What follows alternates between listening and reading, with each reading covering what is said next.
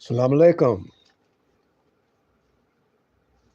Let's get right to it because we got a lot to cover today. Among one of the things we're going to cover is we're going to break down the spook who sat by the door, and we're going to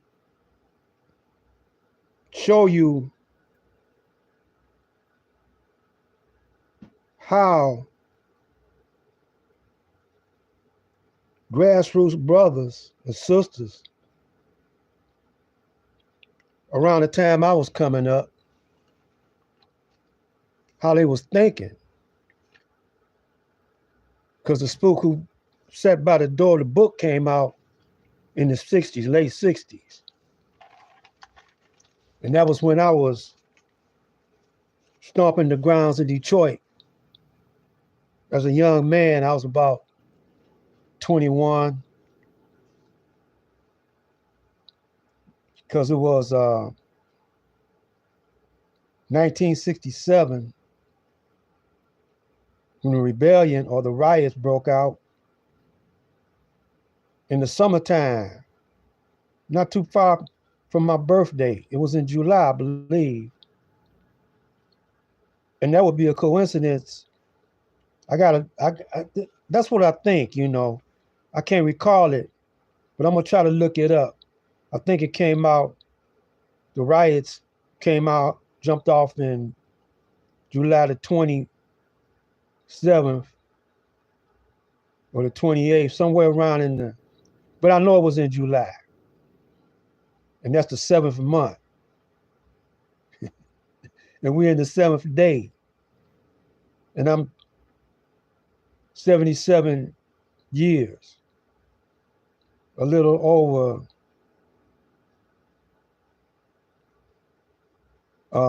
7.5 decades. I've been on a journey. And I believe it's for you younger brothers and sisters.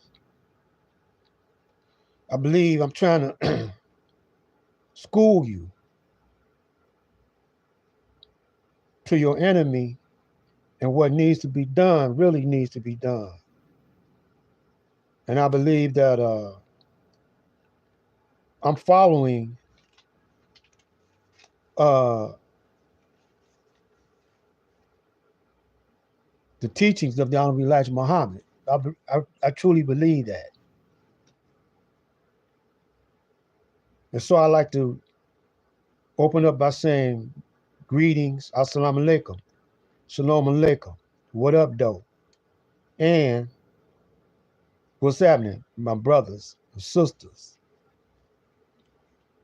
Because we got the flavor, the savior, and the kind of knowledge you won't get in college. Truth is to be told and not sold. Let me say this before I even get into what we're going to be covering. My word is my bond. I got to say this, y'all. I will give my life before my words shall fail. I am an FOI soldier in the Nation of Islam. My duty is to unite my people, black people, and protect the women and children of my nation. I will perform my duty faithfully regardless to whom or what. My life and my death are all for Allah. I will be loyal and obedient to the Supreme Being in the person of Master Farad Muhammad,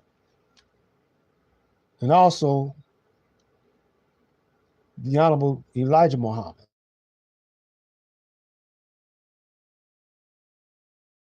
And to him and him alone, I submit my will. And I fear none but Allah, the Lord of all the worlds. And we got a lot to cover, long ways to go, y'all, and a short time to get there. And I'm just going to jump right into the first subject matter,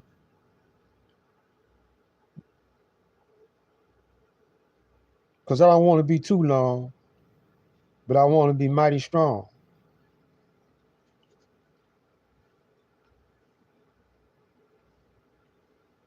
So my title is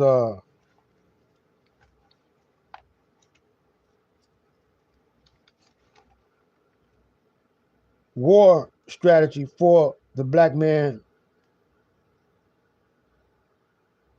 and Woman, Righteous Black Unity. That's the that's the title.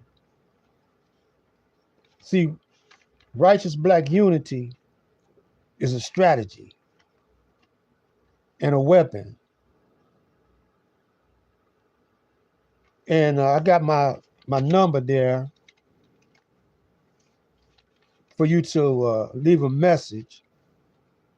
I'm not going to be answering the phone during the broadcast, and I want you to also to share it and help your brothers and sisters too, because you're never going to hear a brother like me. I'm a brother like no other, and the way I present uh,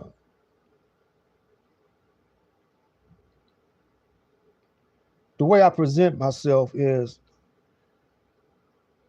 it's like a schooling. That's why I call my channel Soul School.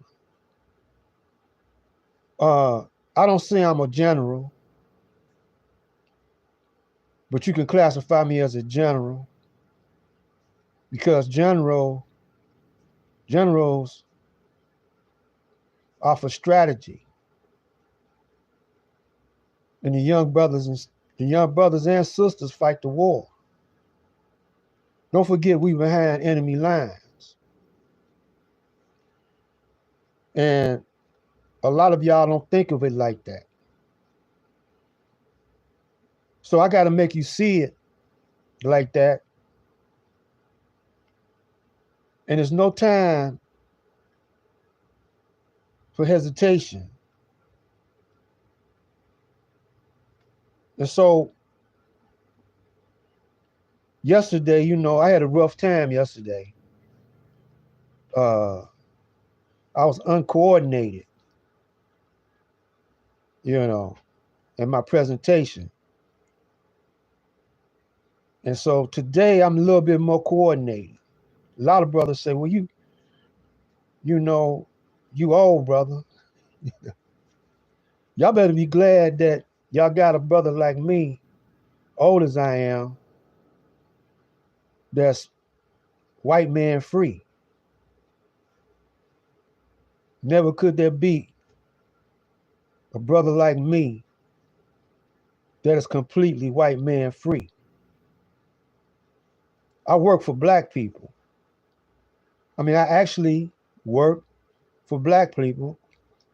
They are my clients, because I got my own thing going. I work for myself, and I got black clients. Now, how many of our people work for black people? Very few. Now, we may get our money, from the white man. He presses up the money, prints up the money, and, trickle it down to Salam alaikum, y'all. This is the first time. Now, bear with me, y'all. This old school brother in a new school world, I'm not I'm not too long learning how to work this thing, you know. I depend on my grandson, but he's not with me right now. He's not in the house with me. And so he's, you know, with his mama, and he comes to visit for a period of time. And while he's here, I try to get as much techno, techno, techno knowledge as I can. So, you know, bear with me. I'm not neglecting you. I'm just trying to focus on what I'm trying to get to you, because I want you to have this, because you young brothers and sisters, y'all gonna be the ones to say, you know, y'all born at the right time to really save your people. Because brothers in my age bracket, they done got soft, man, and complacent with the enemy's rule, you know, and they don't want to rock the boat. And so when they talk with that same old script. You know, they're not revolutionary minded conscious. They don't want to overthrow the government. And so you say, what you mean overthrow the government?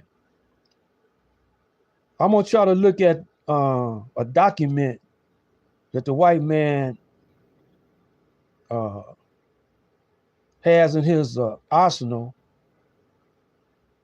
the Declaration of Independence. That was exclusively for the British.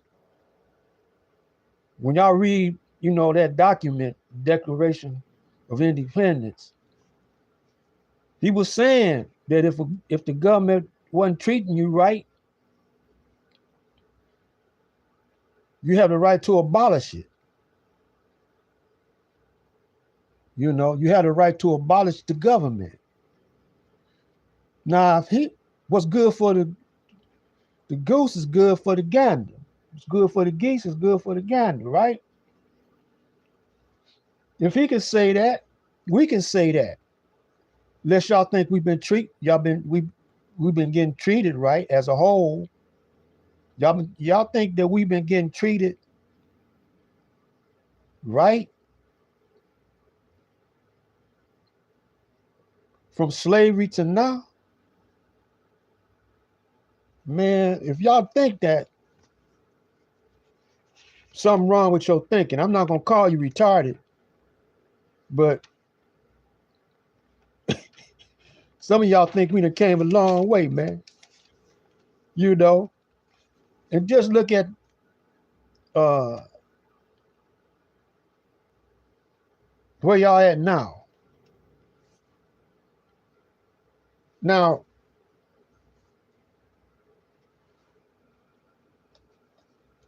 they could weaponize economics. So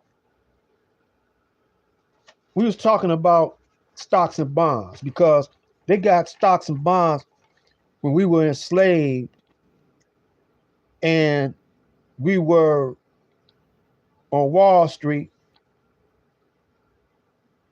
and we were considered stocks. And the bonds come in, uh, you know, it's paperwork, you know, and when you invest in stocks and the bond come in, but that word bond comes from the word bondage, you know. So I'm gonna show you now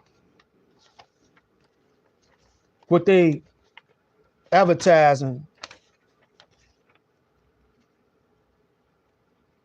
You see that? You see that gold? Now you could go back into some of my videos where you could buy gold just like this for $30. you know. But now you see the ticket on it now, 239. And who they got around it?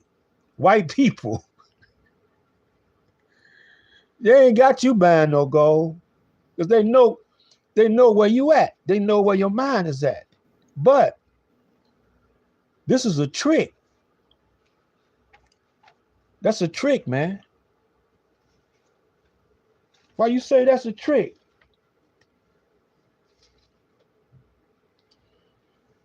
Well, I say that's a trick.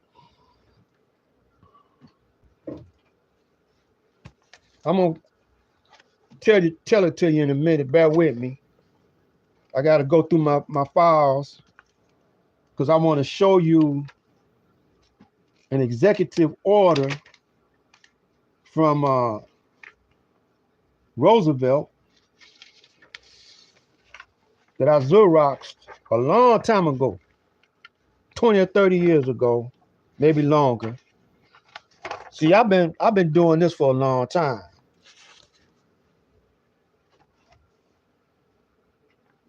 Because I had a radio broadcast on a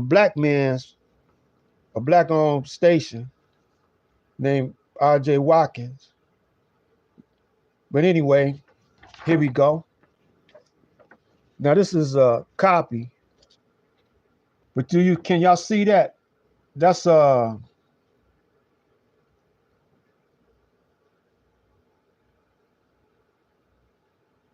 executive order. I'm gonna read it for you.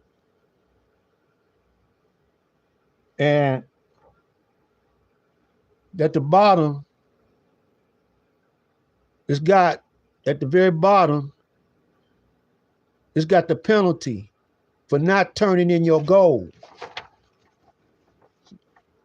See, now this is when the Federal Reserve took over the government.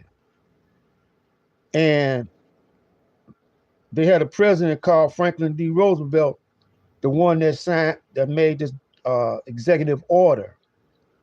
Says, under the executive order of the president, all persons are required to deliver on or before May the 1st, 1933, all gold coins, gold bullion, and gold certificate now owned by them to the Federal Reserve branch or agency, or to any member bank of the Federal Reserve System.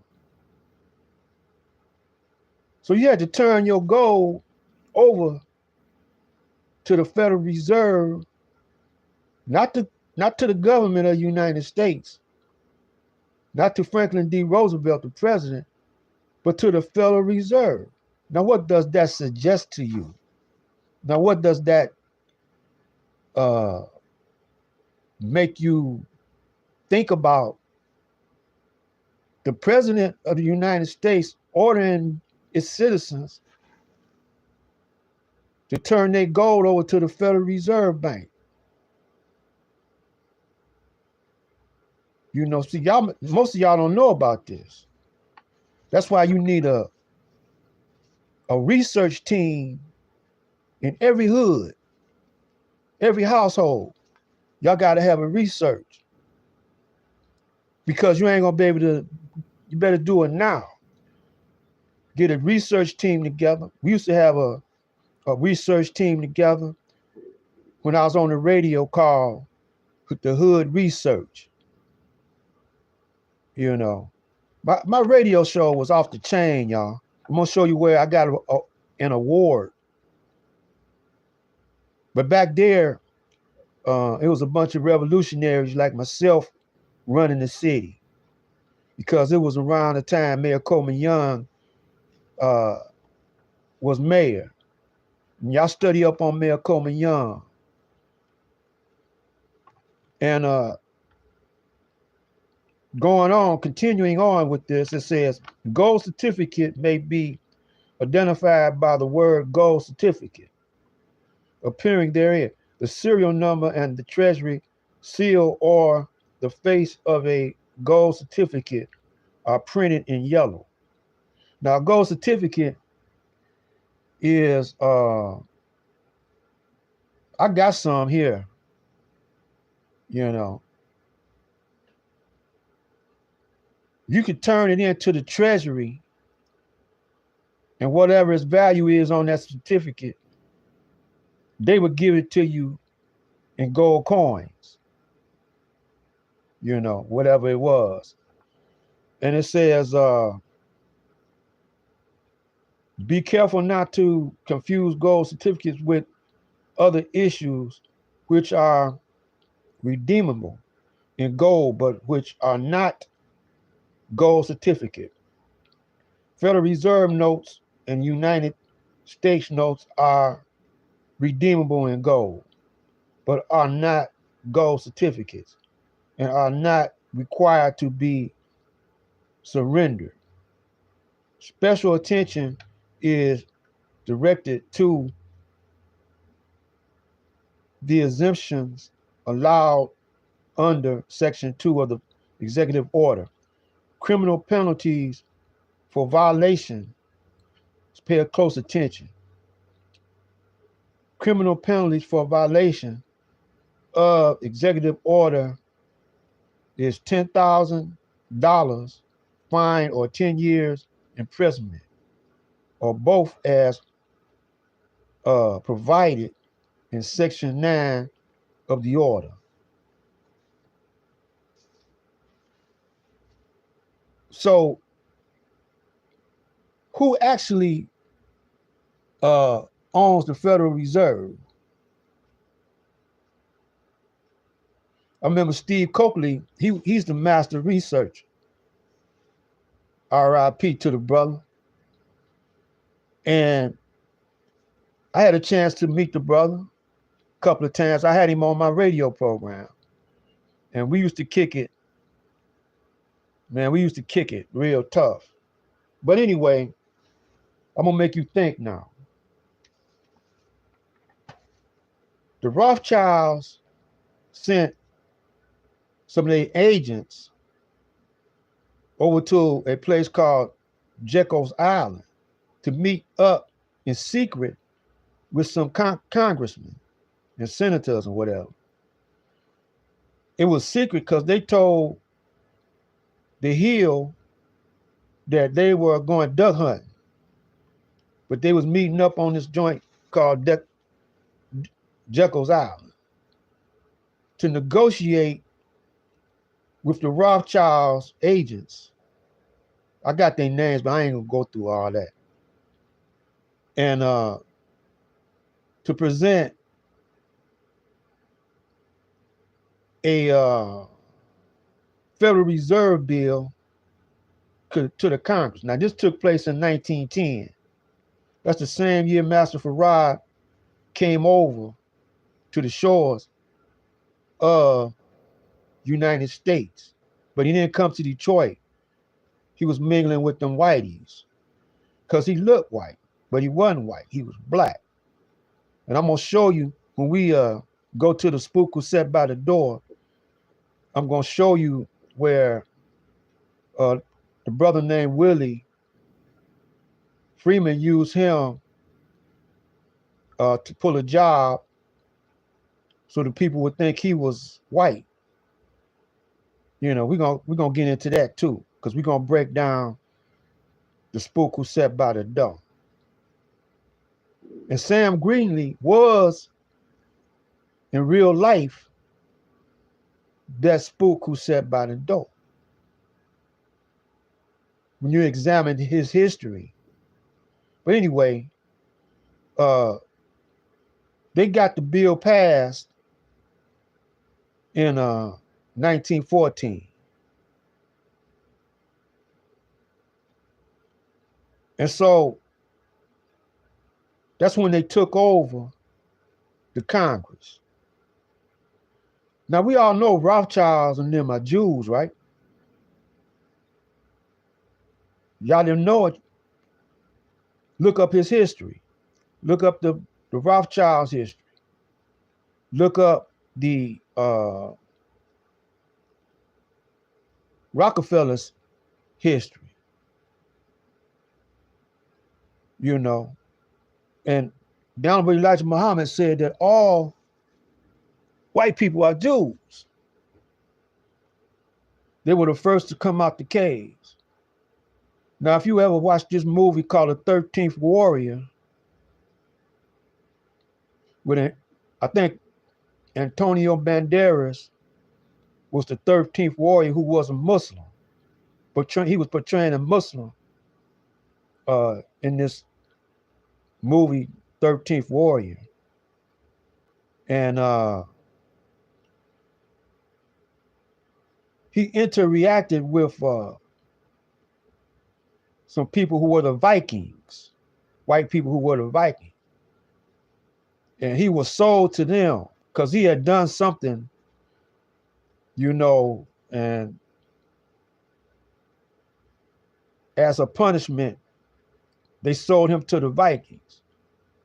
Well, the Vikings needed his expertise, anyway, to fight these people that were still up in the caves.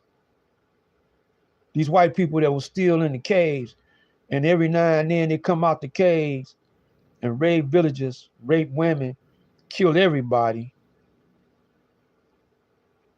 So he went back to the where the Vikings came from, in Europe, and it was very cold there. And he went back and he taught them how to conquer these people that came out the cave. And what I'm giving you this information for is to let you know that all white people didn't come out the caves at the same time. Some of them, they say the last of them came out the caves in 1492, a little bit before Christopher Columbus came over here. That's why you got the Dark Ages in Europe. And then they had a period called the Renaissance. But that period called the Renaissance, that's when the Moors, the black Moors, went over there and re-civilized them, because Moses had civilized them. That's when he brought down the 10 Commandments. But then he civilized them a little bit, but they was hard-headed.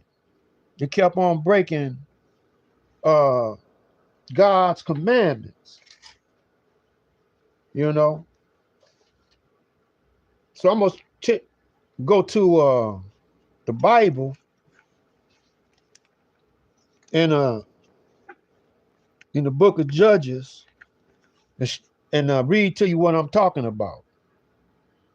And the children of Israel did evil against, let me start all over. And the children of Israel did evil again in the sight of the Lord and served Baalim.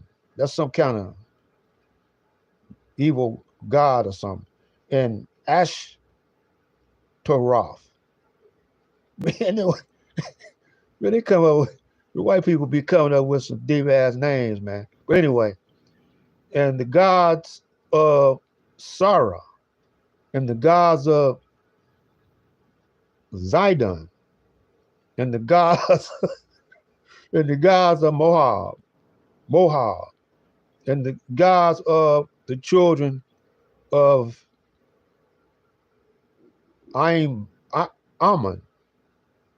and the gods of the Philistines, and forsook the Lord and served not him. And forsook the Lord and served not him. See? And the anger of the Lord was hot against Israel. Why was he mad? Did they keep on, like they doing now? They over there killing up, acting crazy, freaking stuff, Epstein was a Jew. You could tell by the name, see. He was a Jew. All white people are Jews. Some of them don't know it. Like the Klan, they don't know it. They don't know they Jews, but all of them are Jews. So they got that name from one of the word Jew come from one of Jacob's sons, Judah, you know. And so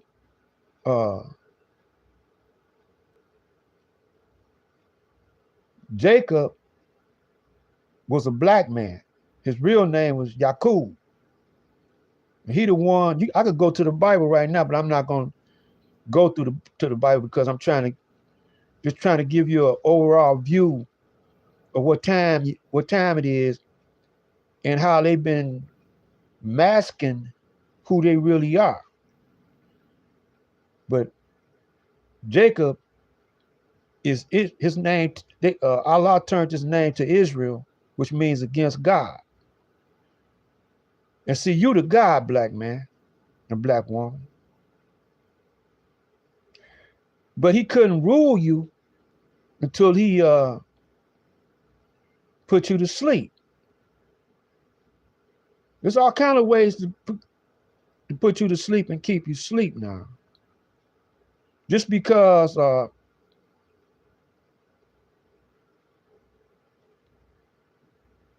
he came out them caves, don't know that he's not intelligent. Because Moses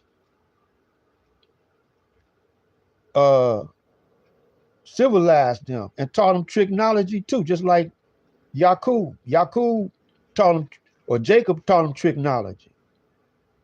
Tricknology ain't nothing but psychology. We see it in the street, it ain't nothing but game. You got played. You know, Malcolm said you got hoodwinked. Same terminology, but you know, vernacular is different nowadays. But in them days, you know, they had different vernaculars, you know. Anyway, so after the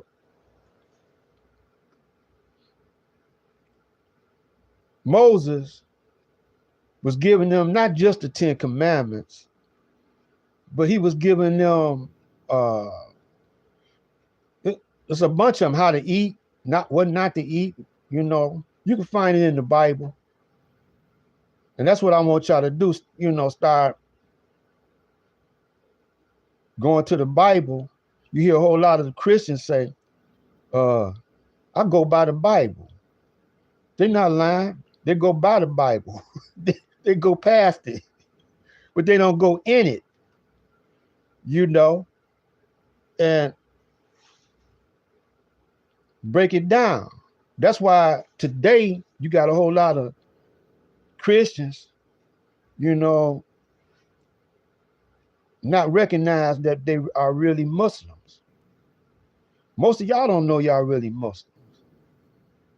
Cause you know, that knowledge was took from you and hidden from you. That's why Master Farad had to come, you know, at a crucial time in July, the 7th month, July the 4th, Independence Day, based on the Declaration of Independence. That document I'm telling you about that you could look up for the white man. So Master Farad came to school us, to help us, to educate us, and to give us supreme wisdom so we can rule like we used to. But y'all not ready for that, man. Y'all scared. You know, y'all scared to rule. Even if your mother and father don't know the teachings of the Honorable Elijah Muhammad. You should recognize game when you see it. Y'all don't recognize that the white man plays this game through you. He uses you, what they call proxy. Now that they talking about proxy, that word proxy, that's what it means. That word proxy comes from the word procure. When you look that up in the dictionary, it means pimp. Pimping is broad. It just don't mean pimping hoes, you know, or pimping dudes. It means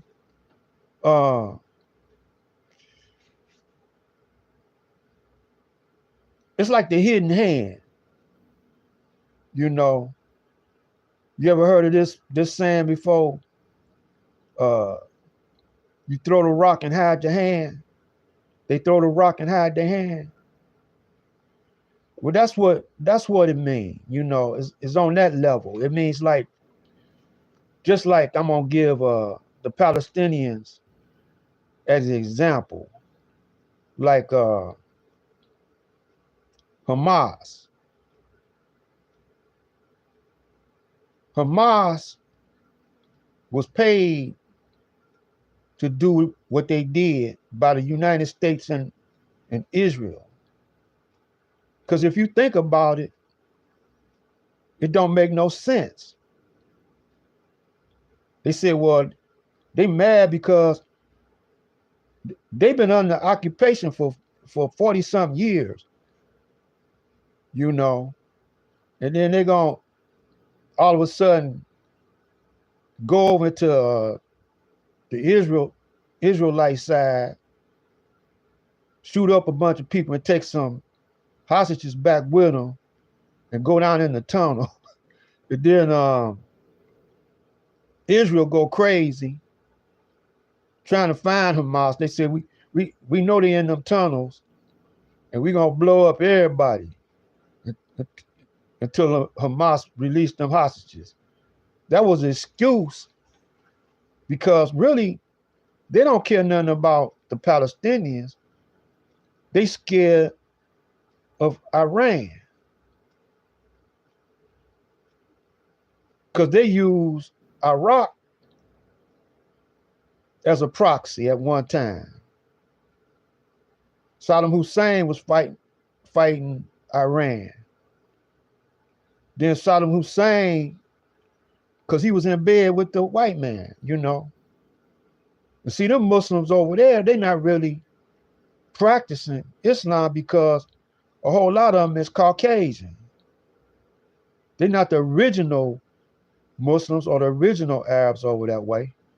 And plus, they divided themselves into sects. You got the Sufi and the Sunni. But Iran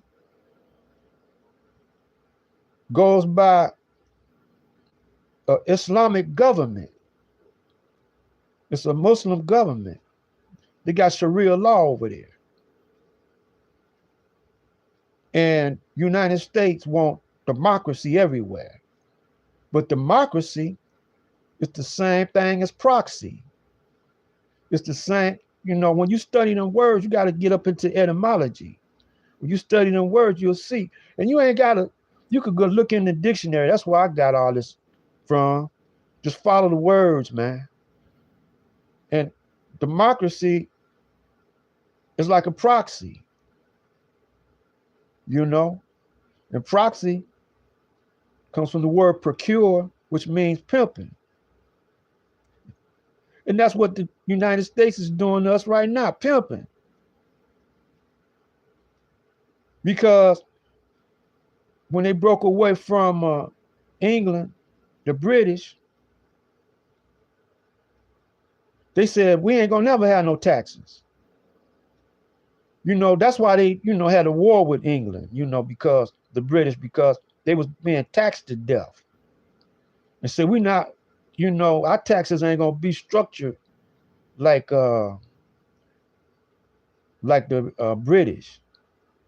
Now, when you trace the history of Great Britain back, you'll trace all that back to Rome. And you'll trace the Roman history back to the Greeks. And you trace the Greeks back to us, to the Egyptians. That's what the white man call it Egypt. But it's really Kemet.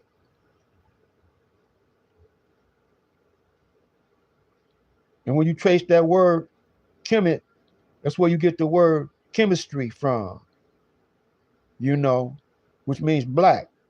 Kemet means black. Kim means black. So let me keep on going, you know, to where we at now. And so the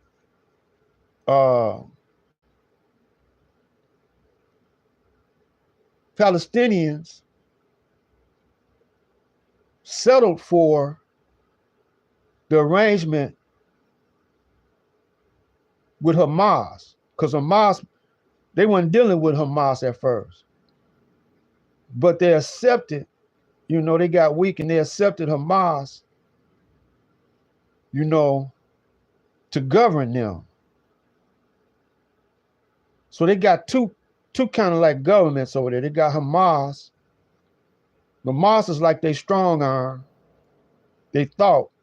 They didn't know that Hamas is working for Israel and the United States. Now that starts to make sense now. Why they keep on bombing up everything? Killing up people. Okay, they thought that Iran them was going to immediately attack or jump into protecting the Palestinians. But Iran didn't do nothing. But other Muslims did something, you know, so-called Muslims. And so finally they said that they started killing up, you know, some Iranians and different people and stuff. So Iran is doing it kind of strategically. But the Palestinians should have knew that it was game. You know, they should have knew that all that was game, but they got complacent, man, and lazy. And they stopped building for themselves. Then they start relying on the Israelis to supply them with food and water, control their food and water, you know, supplies and everything. The Israelis wasn't in control of all that. So Gaza wasn't nothing but a big ghetto or a reservation, you know. All of it's related to us. The same kind of tactics that they use with the Indians, that they use when they colonized Africa, that they use after we came out of slavery, they put us in the ghetto and they control our water, they control our food supply, our energy supply.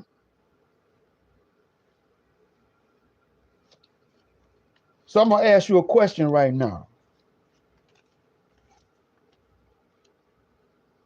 What has more value, human resource or gold and silver and diamonds and other things like that? What has more value? Now, you know, they used to call it welfare or social service, but now they call it human resource, you know. They changed the name, but the game is the same. So you got people that get on social service or welfare, whatever. They get some kind of card that used to be food stamps, but now it's in a card form. You know, they got a card just like some people that work at McDonald's and Wendy's. They get paid in a card. They don't get paid with dollars. They don't even get paid with a check no more. You know, and people in social services, they they got a card that took the place of food stamps and stuff. Yeah, all that was an experiment. All what you're going through is experimentation. It's a conditioning to have you just like them Palestinians over there complacent, you know, and they'll hit you with something, you know, like the pandemic, out the ordinary, it just come and hit you. Then they start messing with the money. You can't pay your rent, you know. So they don't give you a stimulus check, and they promise you so much, but they didn't deliver. You know. Then they tell you, well, you got to, if you want a stimulus check, you got to go to this website and sign up. You know, that's a trick in that, man. They tricking us. So, you know, all the people that get on welfare, it ain't their fault though. In a way it is, because instead of y'all making your own jobs, you know, we the ones that created the heavens and the earth. But they paralyzed our mind, because for 400 years, we couldn't read, write, we couldn't even speak our own language. So let me ask you this question now. Do you think that you've been mistreated? Do you think that it's getting better? You got we came a long way. You got some people talking about we came a long way. Some brothers and sisters talking about it's better, because you know why they say that? Because you can break bread with the white man now. You can marry his daughter now. You know. You can work in the White House with him as a senator or something. He let you be a mayor. He ain't too fast to let you be governor of a state. But his son, we got some blacks that's governor. And then he let you be working in Congress with him. Then he even had a black president with a Muslim name.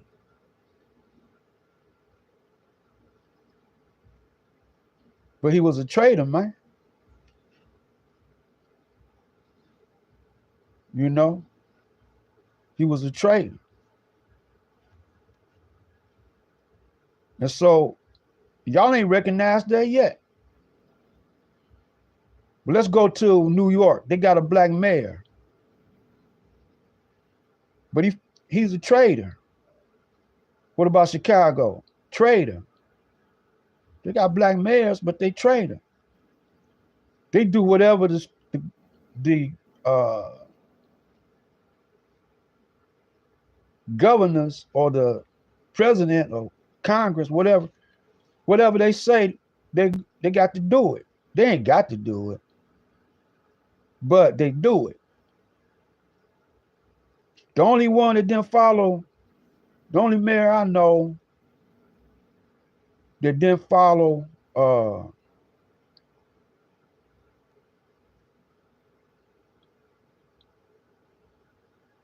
follow the white man's suggestions or rules was Mayor Coleman Young, man.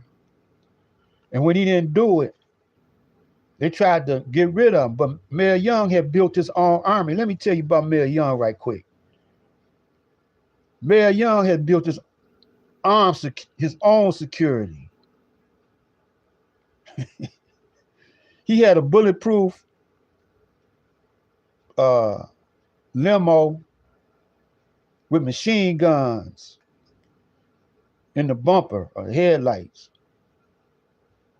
Y'all study up on Mayor Young, man. Mayor Young was deep. You know, he came right after the riots. I'm gonna call it riots. He came right after that because they thought he was an Uncle Tom because he served in the military, you know, in the Air Force. And they thought he was a Tom, but he wasn't, man.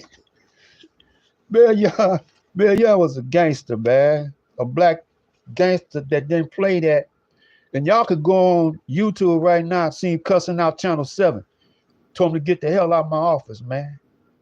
You know, and he was cussing. He didn't care. He would fit right in right now on YouTube. He was cussing him out, man. Get the hell out of my office. See, I came up in Detroit, man. And we were a different breed up here. Why you think Master Farad came here?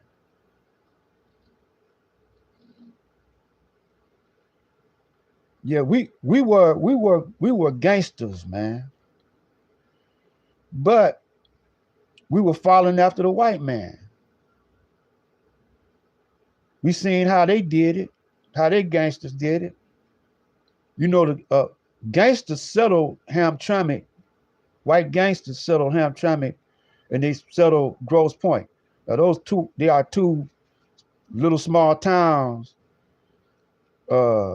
One of them, Hamtramck, then got took over by Muslims from Yemen. They got a Muslim mayor in Yemen.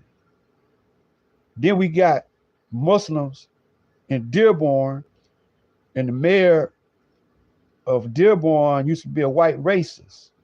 And he didn't like black people coming to his town. Then the Muslims moved in, you know, and took over Dearborn. They run everything in Dearborn, man, from stores to banks to everything. Now here we are. We ain't got hardly no black banks. We ain't hardly got no black stores. You know, we stopped building. We stopped. So now if we wanna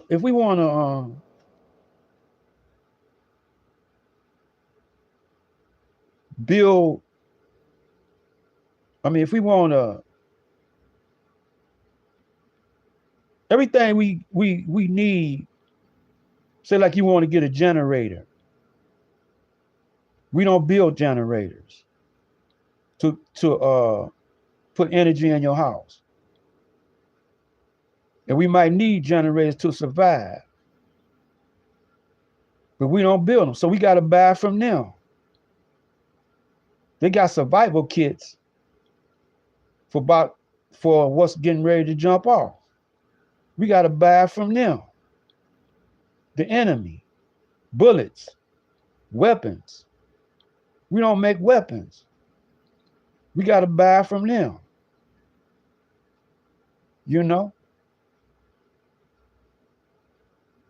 So how long you think, you know, you could last and you don't make your own weapons, you don't make your own energy. You don't even make a pot-belly stove, you know, one of the simplest forms to keep you warm in the wintertime, in case they cut off your gas and your electricity. You got to buy from them.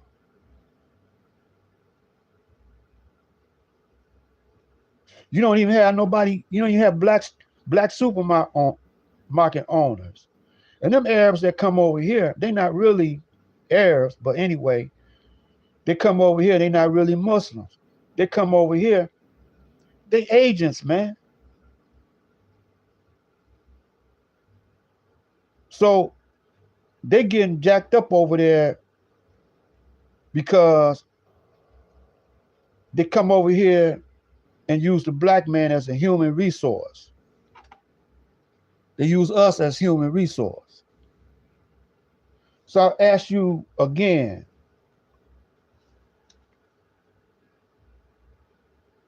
what's more valuable to the white man?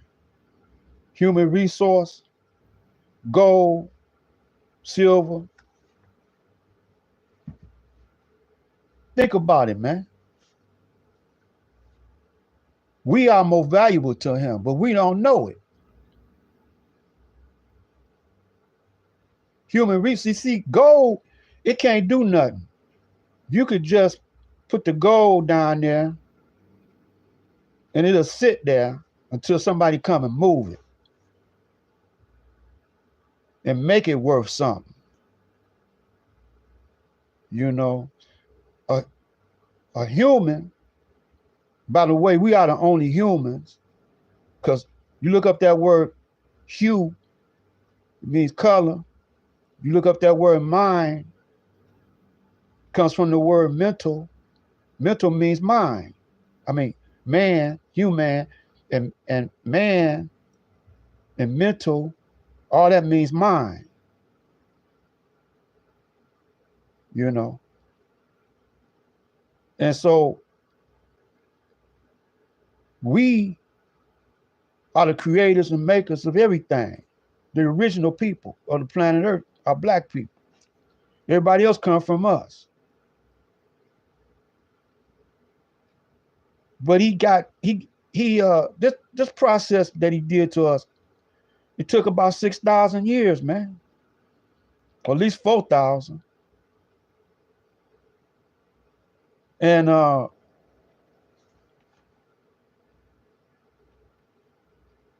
you could trace what I'm saying back to Alexander the Great.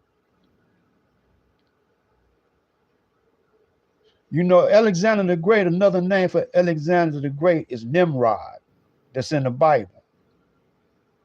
Y'all got Nimrod as being black, but no, Nimrod is Alexander the Great. A Greek, homosexual Greek. And he conquered Egypt. And when he conquered Egypt, he seen all these scrolls. You know, they didn't have books, but they had scrolls of our ancient wisdom. Now, we had libraries all over Africa. Ethiopia was before Egypt. And we had a whole bunch of knowledge. So when Alexander conquered Egypt, he took over the library. And he consolidated all the little bitty libraries into this one library. So they call it the library. First, he founded the city, Alexandria. Then he just changed the name. Then he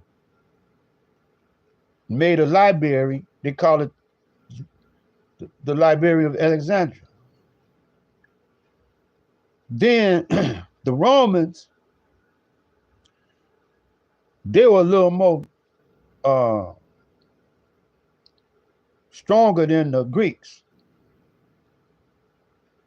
And because the Greeks, they kind of liked it us, man. You know, like Hercules and all them, they talking about us, man. And so they kind of, Plato and all them, they studied from us. Plato, Socrates, and all them, they studied from us, man. But the Romans, they didn't want the Greeks to control, the Greeks, they were bad, but they couldn't whoop the Romans. So the Romans kind of took them over. That's how the Romans got up in Africa, up in Egypt, and started, with Cleopatra and all them. So that's been a long time ago, man. They've been up in Egypt a long time ago, which is Africa, part of Africa. But y'all not connecting the dots. So they've been slowly but surely conquering all the lands of the black people. Then they went up in India. Alexander went up in India, but he got his ass whooped. Don't forget Hannibal. Don't forget Hannibal. Now Hannibal was black, but they portray him being white when you look at him on the movies, on the flicks. They got him being white. But Hannibal was bad dude, man. He used elephants where they got the tanks from to cross the Alps and go over there and Rome. He was all up in Rome's face, man. And his war strategies, they still use some of his war strategies. And that's a long time ago. So we've been fighting the Romans. And, the Greeks, that's where you got your clever Jews. The Jews really, a whole lot of Jews are really Greeks, But it was black Greeks before them, It was black Romans before that. But when the white man came out them caves, man, we ain't never seen nobody so heartless and vicious and diabolical as that caveman warrior. That dude, he didn't play, man.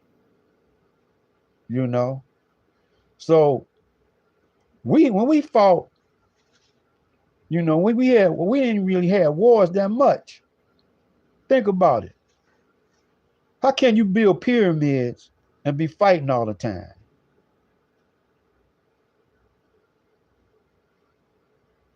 No, man. We had a period. There was a time where we weren't warring. We and that's what made us vulnerable to vicious warriors. I'm talking about these cats were merciless. They didn't play, man. We ain't never had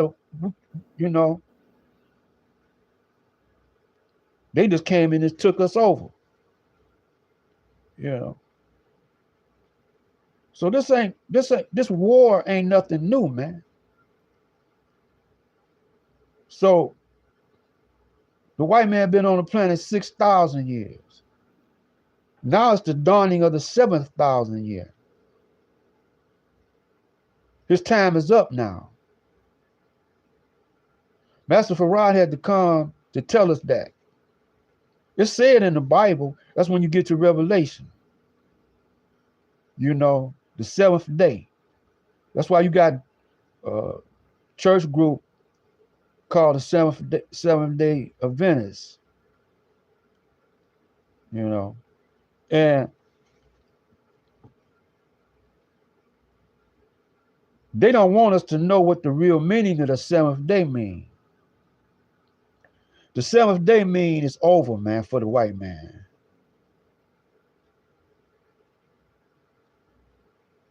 It do. But you don't know it. But he know it. But you don't know it. You got to, y'all waiting on Allah to step in or Jesus to step in and put an end to this. Why he ain't did it? Why ain't, if there's a God in heaven,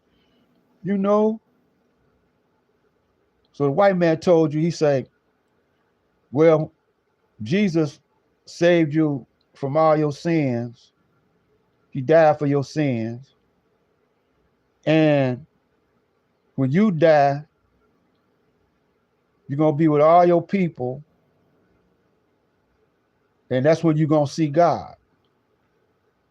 Now, I could go to the Bible right now and show you where Jesus say, God is the God of the living and not the dead.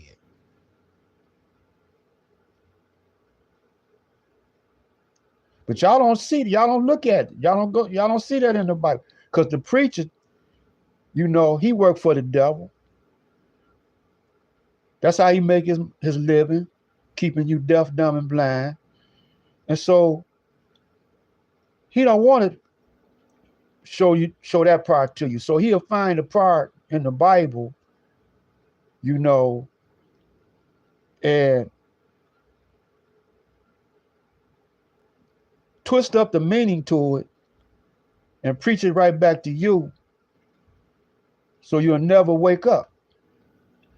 After generations and generations of that happening to you, it gets a part to be in your DNA that you believe that.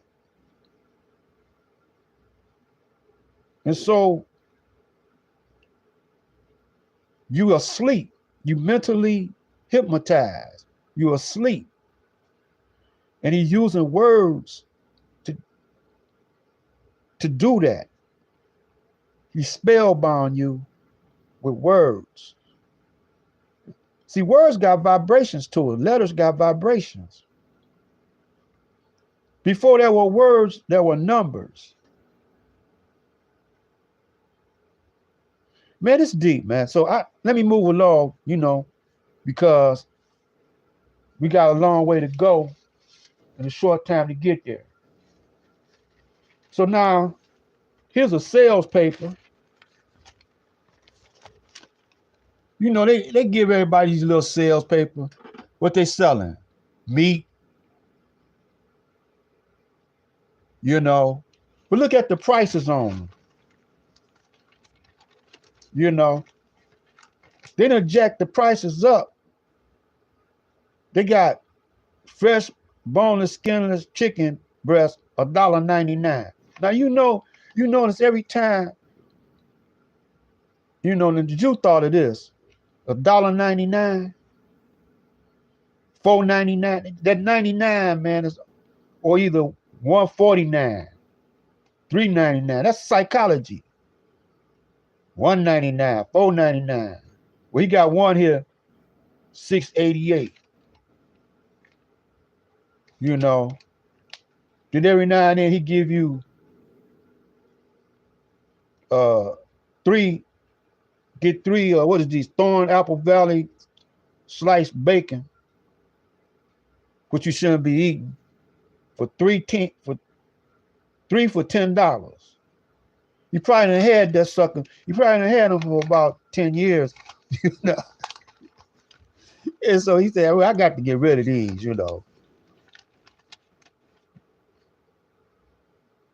So anyway, when I was coming up, man, you could go to the store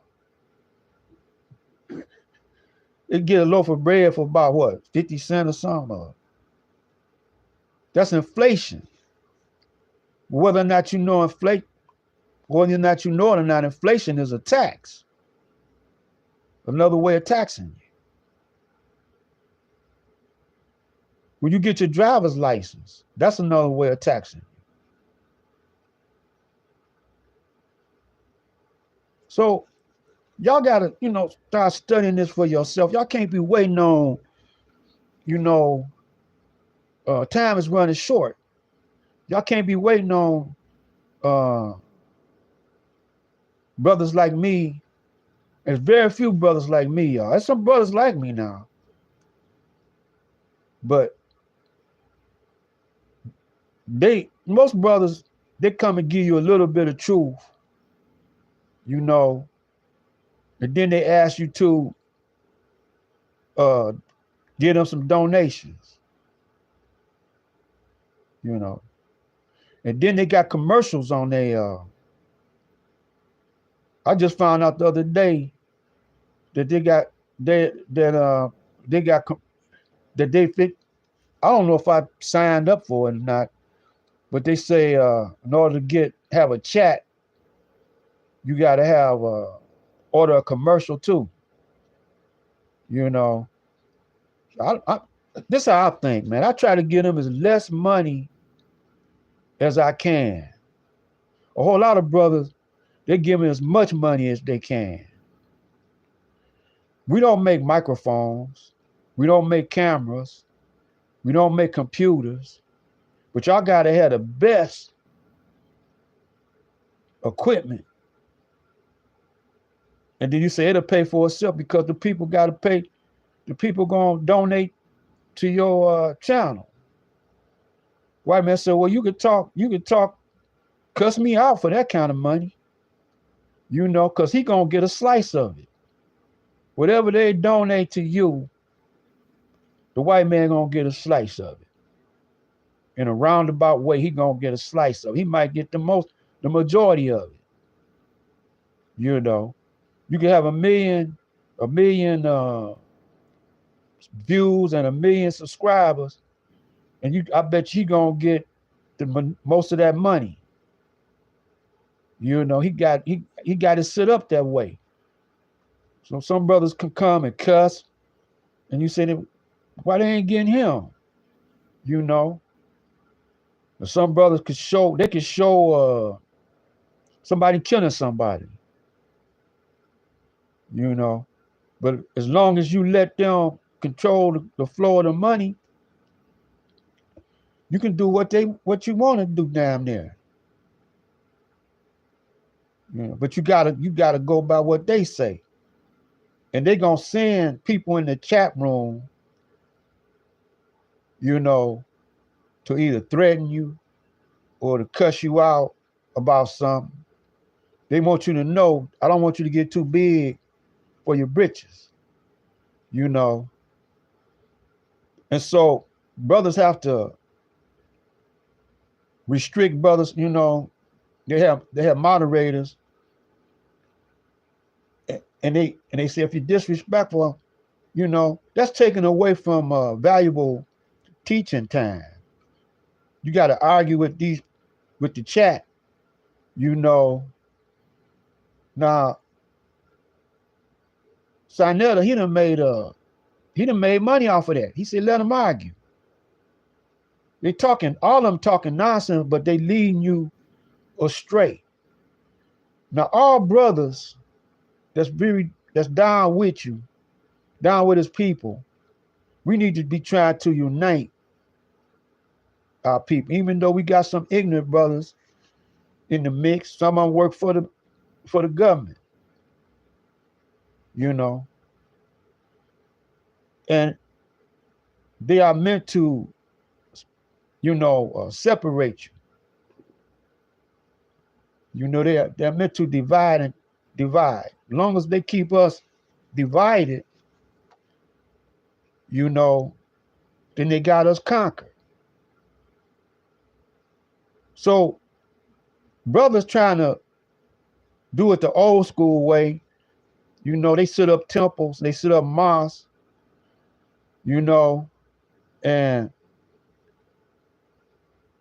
they put in agents and spies to either mess with the money or to run back and tell, you know, the CIA, FBI, whatever. And that's the reason why they came up with separation of church and state. Now, what do that mean? How you gonna separate? You know, in other words, you're gonna separate God from the people. You're gonna separate God from the government. But yet still, when you watch, every time they have a session in Congress, they got a preacher in there. But they said it was separation in the Constitution, they separation of church and state. But they opened up with a prayer in Congress. At the inaugurations, they got a prayer. There's some trickery being in on you. It's some trickery, man.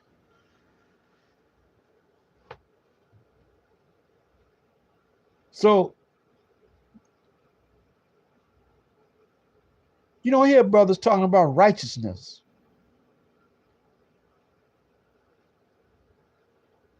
You don't hear about that no more.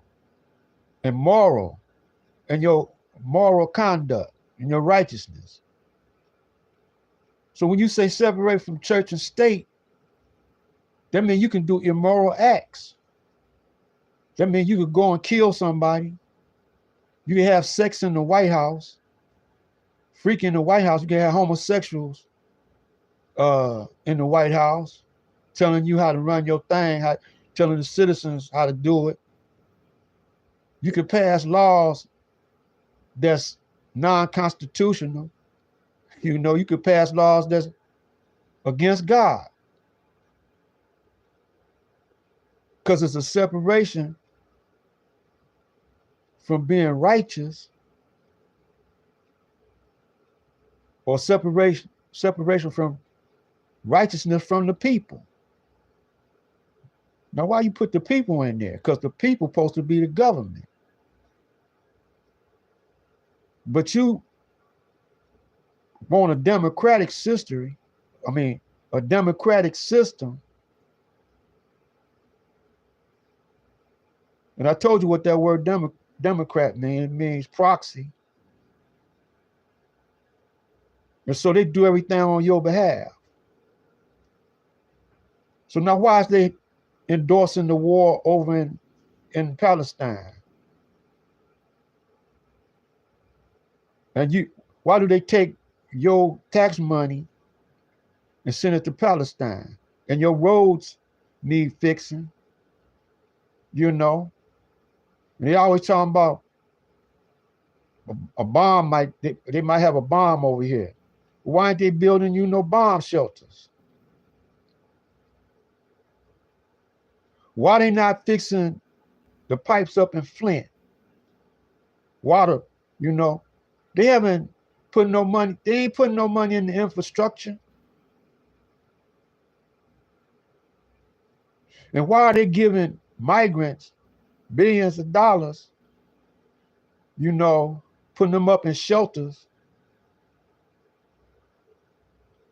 And don't know, and every time I turn on Sinetta, he ain't talking about it. Morris TV ain't talking about it. Now you got some brothers just talking about it. But y'all rather talk about who killed Tupac,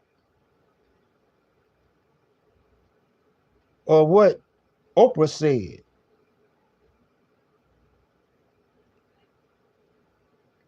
Y'all support them brothers. Now I don't want you to give me nothing.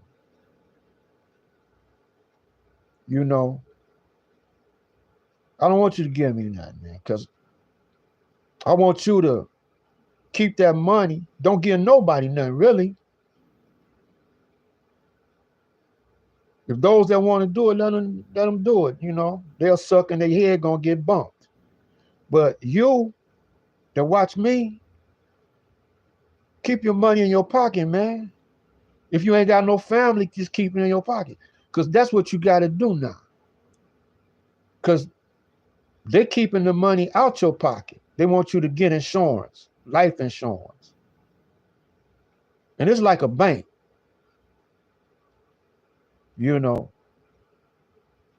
Because you're not disciplined to save money. You let them save it for you. Now, what happens if you need that money? Well, you could borrow off of your life insurance. And then they're going to charge you interest, late fees and stuff. Don't that seem crazy, man? You can save that money yourself, man. You got to know how to work with money, man. But y'all want to get diamonds and diamond rings that cost, you know, y'all want to buy gym shoes that cost as much as a used car. Y'all don't know how to. I remember we used to work on our own cars, man. Now y'all don't know how to do it. You know, so it's some things you got to really think about, man, because you're gonna get put right back into something that's worse than where the slavery that we was in 400 years ago. It's gonna be worse than that, man.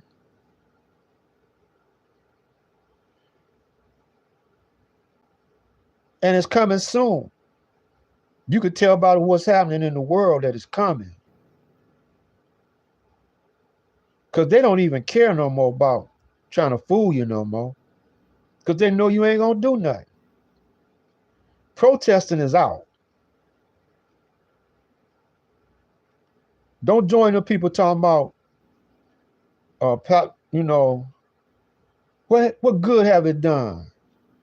Palestine, you know, they protested for Palestine. It ain't stopped no action. It didn't slow down no action. Matter of fact, then it escalated the action. Man, am I telling the truth? Then, you know, you out there protesting. And then they send in little proxy agitators. You might have a peaceful protest. Then they're going to send in some agitators to burn something up or to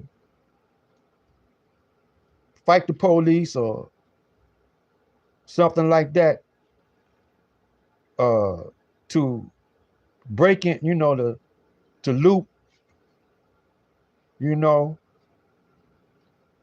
or to just fight, just shoot some others that's protesting for, you might be protesting against.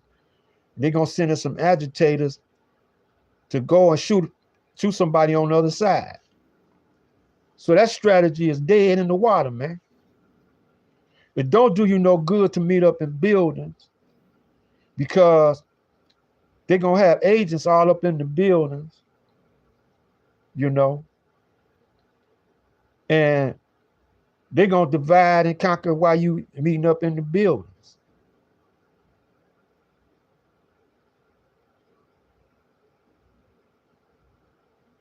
You know, they're going to be an agent all the time.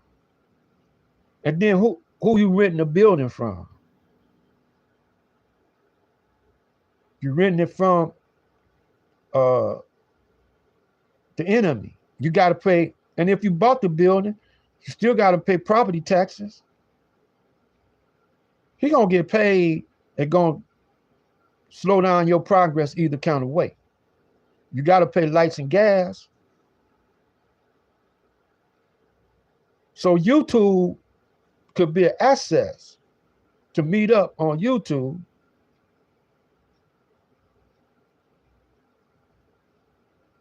But it's for you to take this information and put it in your hood.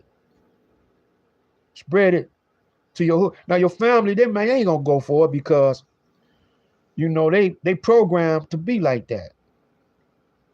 But it's somebody in your hood that think like you. So if you was the first one to organize a block club in your hood, you ain't even gotta talk like I'm talking, but you can tell you ain't gotta tell, you know, if you're a Muslim, you ain't gotta tell them that. They'll know you're a Muslim, because if you got a Muslim name, they're gonna know that. But they don't know how you really think, you know. But you could organize a few in your block to start stacking some cash, man. You know, form a newsletter Tell them what you want to do. You know, we trying to get some of these vacant houses. You know, we trying to get some of them tore down or either rehabilitate. So what you should do, you should buy that vacant house.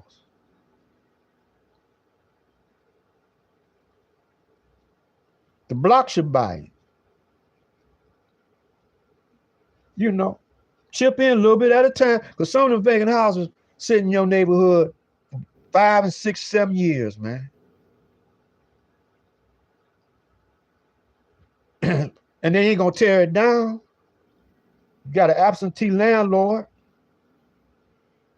So you could go on and make arrangements to buy that. A church can do it. Your church can do it. Buy that land up. And it's I'm not gonna run it on you now, but you could buy that land, rehabilitate it. How you rehabilitate it? Well, your church got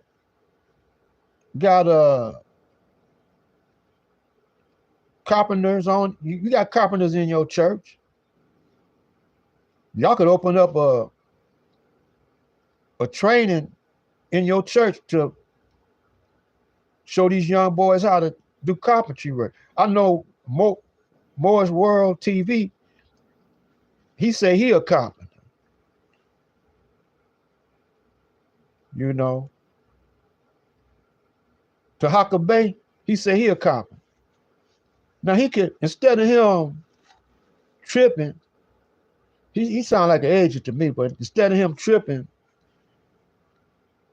he could be showing young boys how to do carpentry work online. Y'all done seen like This Old House, and when they used to rehabilitate them houses on television, they got shows for people rehabilitating houses. Know why Tahaka Bay can't do it? Now you got some brothers that show you how to farm. That's cool. You know. You got brothers that know how to do electrical work. Y'all don't want to get into working with your hands, man, and building nothing up. That's how Elijah Muhammad did. He got brothers and sisters. He got sisters to teach the university. He got brothers to build. He got to anything he wanted. He got the expertise, people to deal with it. That's how we got to unite. You know, we got to unite like that. You got to teach the young generation how to build. Whatever you know how to do. If you're a cook, you know, well, then we got a whole lot of online. But you got to teach the people in your surrounding areas. You got to get a business. You know, you could work from your home. I knew a lady a long time ago when I was working out at the plants. I used to work out at a Chrysler Plymouth plant on Forge Road. I was a young cat, you know, about 19, whatever. And I used to bring my lunch, you know, but I was single then. I mean, I didn't have no mate back then. And I was living by myself. I wasn't live with my mom. I very seldom Sometimes I had to go back home to mom's, but my mom, she kicked me out the house when I was 16 because I didn't want to go to school, see. But every now and then I go back, you know, and leave again. You know, it wasn't no permanent stay. It was a stay, you know, because I done messed up the money or something, my little hustle or whatever. But anyway, uh, a brother was working online with me. He said, "Man, it's a sister got a food truck." Now the white people had uh, one of them fancy little food trucks you buy sandwiches off of, you know. But the black lady food truck, she was selling dinners, greens, and you know, she was selling it was home cooked, you know, and she would be down the street from the white food truck, you know. I mean, man, it was any kind of food you want, she had it. Chicken, fried chicken, uh, she had it. And so I worked about, I was working in the plant. You know, them plants in Detroit, they'd be a mile long. I worked about a half a mile away from where the lady was selling food at. And it was lunchtime. And when I ran outside, it was a line wrapped around the block at the truck. And she already had the food, she had the plates already, you know, wrapped up. And you just, you know, go and order it. She had drinks to go with it, pop, juice, whatever you want. But it took about my lunch break to get there. Then I had to walk a mile, half a mile back. I didn't have time to eat it, you know. But I would find time to, you know, in between cars and stuff, I'd be chopping on it. And then it got so that I would leave the job, leave leave the line a little early. I worked it so I could leave the line early, maybe about a couple of minutes early, and run about a half a mile, man, to the food truck. Well, anyway, the white food truck didn't like it. So Chrysler made the black lady move her food truck. So she moved it even further down. She moved it further, about 2 blocks away, you know. And then eventually she had to move from there. So what she did was she started selling it out of her crib, out of her house. She didn't stay that far from the plant though. So anyway, I didn't go to the house. That was too far. So, but you know, a lot of cats did. You know, a lot of cats would go and after the job, after work, you know, on the weekends. She got rich just by selling food. You know, you got to start working for yourself. You got to think of something you can do other than where you work at. You see a whole lot of Muslim brothers selling oils. You know, in Detroit, we used to sell oils. We used to set up tables in front of the store, whatever. They let us set it up and sell oils, man. You could get over just doing that. And they learn how to make oils themselves. You got to learn how to work for yourself. So we're gonna take a little break right now. And after the break, we're gonna go to Spook, who's sitting by the door, and we're gonna break that down for you. and you maybe you could learn something from this. There's one more thing I want to mention about the black man and the black woman. So we're going to talk about that after the break.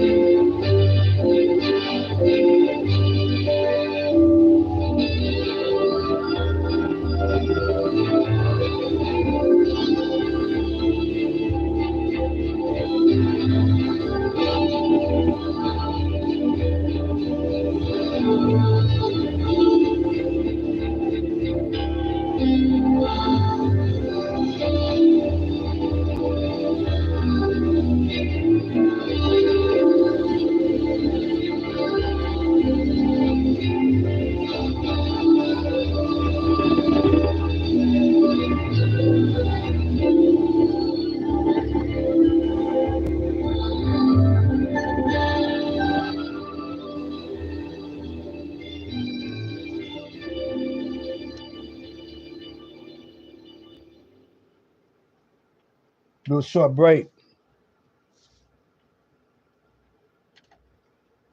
So I'm gonna mention this about the black man and black woman. Where we at now, the relationship. See, we are disconnected from how the slave master raised us because it don't get passed down through generation to generation. When we was in slavery, we were more united. Now y'all done seen that film, that movie by with Jamie Foxx, Django. I hope you done seen it. And one day I'm gonna break that movie down to you too. I was breaking it down on some of my past videos. But Jamie Foxx was on a crusade to get his woman from the slave master. Now, that white boy who made that film, he was telling the truth, man. He was trying to show you, show us what time it was. Now, he really talking about now. The slave master got our woman, brothers. Now, a lot of y'all black women say, well, he ain't got me. I love my black man. But I'm not just talking about physically. I'm talking about mentally. He got you.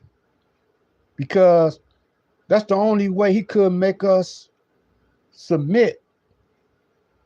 He had to go through the black woman. He had to break her down first, break her in first. Why? Because she teaches the children. She's the closest to the children. I mean, the child is close to her. And, a lot of black women got that motherly instinct. I mean, back in slavery, not only did our women take care of their own babies, they took care of the slave masters' babies too. But at the very first, back in 1555, when he brought us from Africa over to the islands, Jamaica and Haiti and all them places, he was experimenting with our behavior. He's a scientist too now. And that Willie Lynch document tells you how he did it. You can go back in my hit and back into my videos, my archives, and you'll see that I got the Willie Lynch on there. And so once he broke the woman in, she gonna break in the child. Then he gonna take the daddy away from the woman and the child. That's why these cats, you can't hardly get these cats, to stay at home. It's in them, it's bred in them not to act the way they acting. And cats get high. They get drunk. Their dignity has been stripped away from them. They can't practice. They ain't in no shape, to go up against this white man mentally. you know, because they mined him and took from him. And he was conditioned to be like he is now. That's why Master Farad had to come over here. That's why God came here personally to get us out of that frame of mind. If it wasn't for the Honorable Elijah Muhammad, I wouldn't be thinking like I'm thinking, talking like I'm talking. I was born in a different kind of situation. You know, I was blessed like that. So, you know, just like even the Indian, after he took you know, jacked up the Indian, he turned into drunk. He turned into drunkards, you know, or drunk. He couldn't fight the white man. But he got to that Indian woman first, you know. And, you know, they broke the Indian in. And then the same thing he did to us. Same thing over in Palestine. Them cats, man, can you imagine how them Palestinians, they can't protect their babies, they can't protect their woman. They can kill more women and children over there than anything. You know. That make a man feel, oh man, I can't even protect my family. So he turns to the drugs and bottle, because subliminally he can't do nothing about his situation. So when Master Farad set up the FOI with military training, you know, he started making guys be men. You know, start making them be, and the women, MGT, and I forgot the other one, but anyway, civilization class, they started knowing how to take care of their men. You know, but your church, when you go to them churches, they fornicating in them churches. They freaking in them churches. Sometimes with the preacher.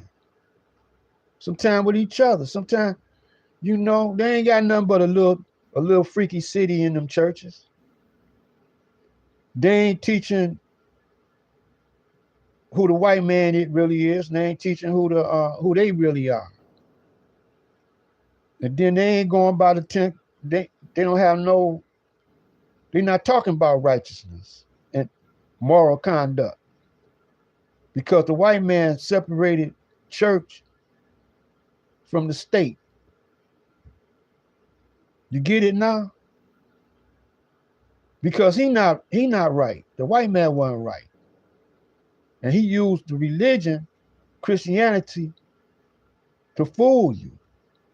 That was his carrot. And I told you about the carrot yesterday.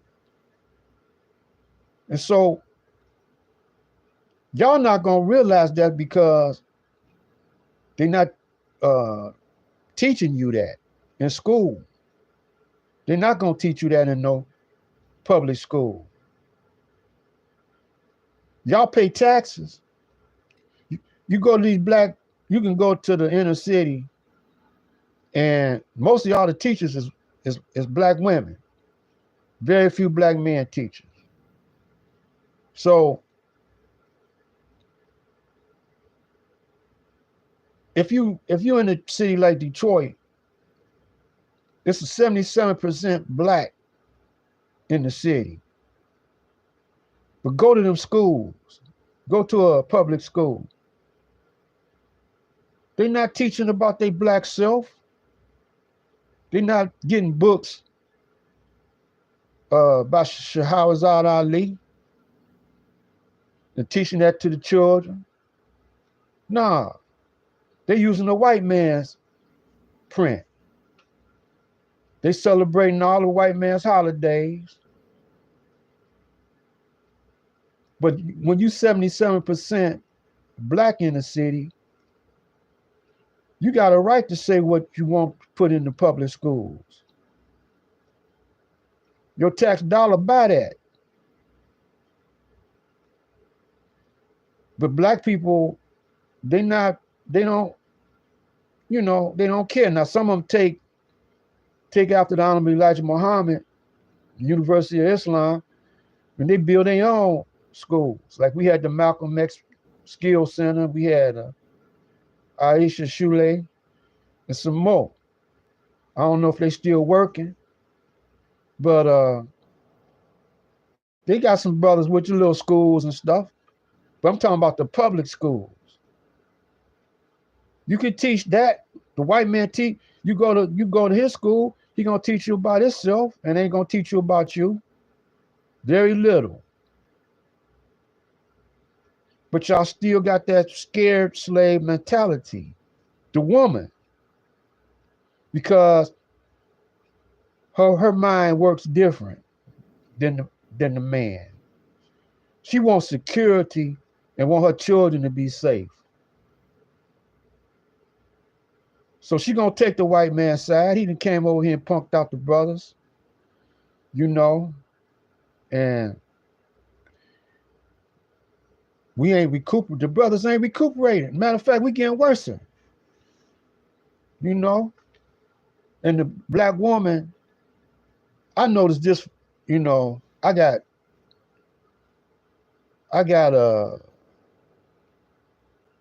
had 5 daughters. One of them died. One of them got killed, murdered. The oldest. And she was hanging out with the drug crowd. She wasn't into that herself, but the men that she was hanging with, they were dealers.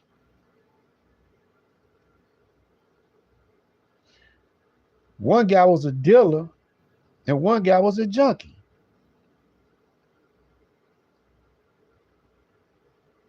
The father of her children was a junkie.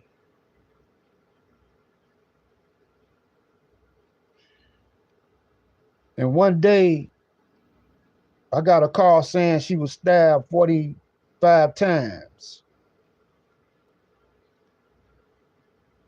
And they found her dead. And she was stabbed in front of her children, 2 boys.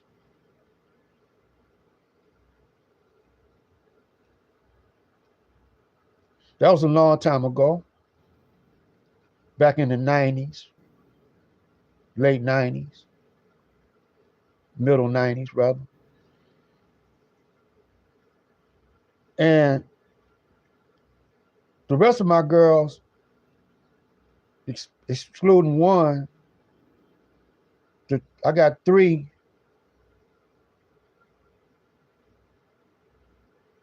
They doing all right. But some of the guys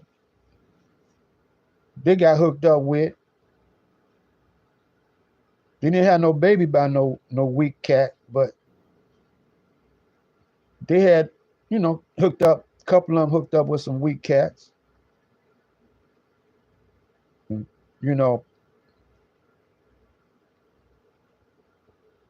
I almost had to shoot one of them, But anyway, I knew what time it was, but I can't tell them who to choose and not to choose.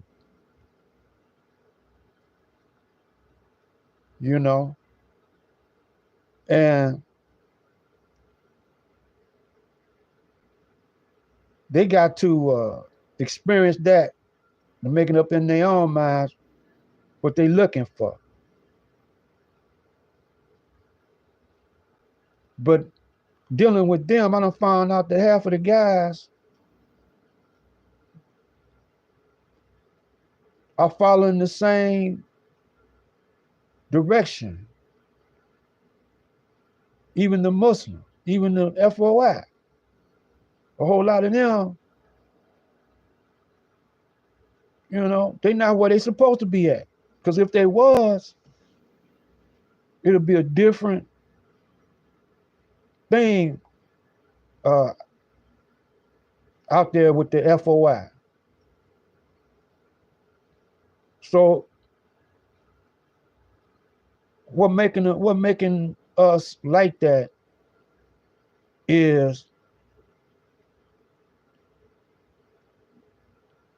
our resistance is low. Our immune system is low. Our mental immune system is low because we're chasing that dollar. And we don't know that we're more valuable than that dollar, that we could govern our own self. See, when you when you ruling your own self, you can make anything money. You can make a car tire money. You can make a rock money when you in charge. Money really is irrelevant. Your mind is more abundant according to how you think. You see, your mental capacity is just how you think. And by now, you got to prepare yourself to rule, not to lose, but to win.